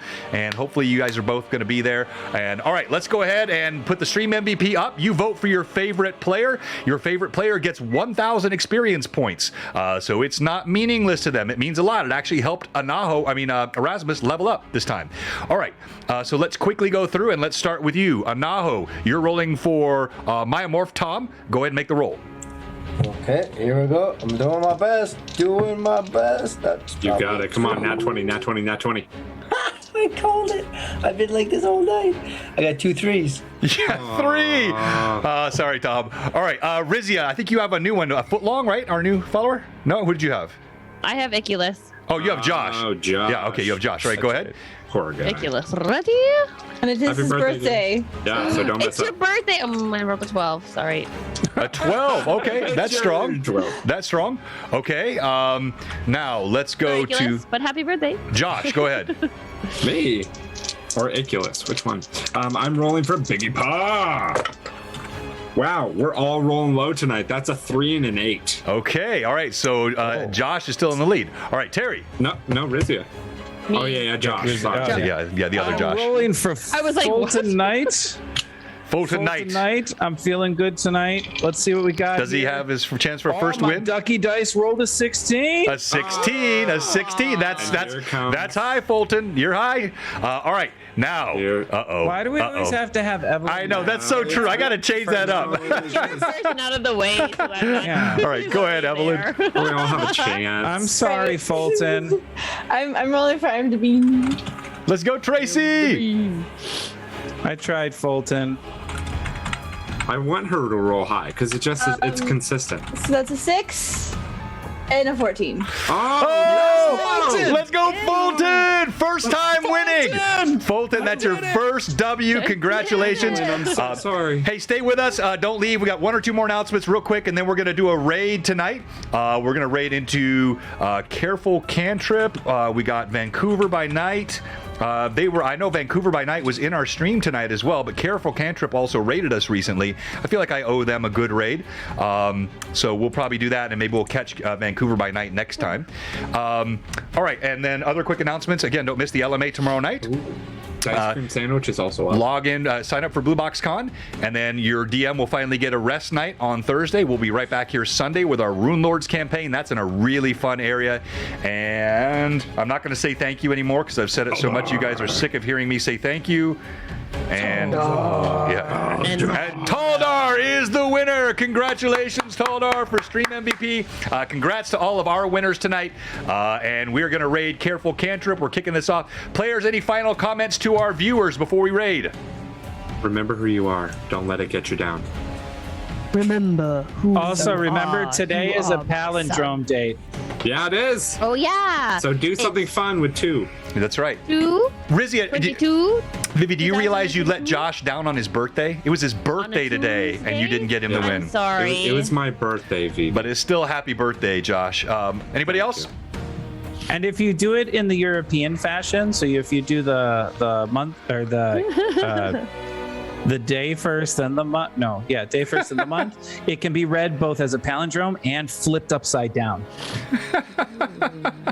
Awesome. All right, we're kicking off our raid in 3, 2, 1. Blue Box, we love you. Bye.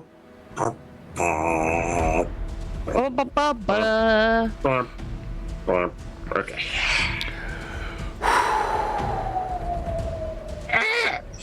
Not bad. We were super strong on night. We dropped a little bit there. Thank you again.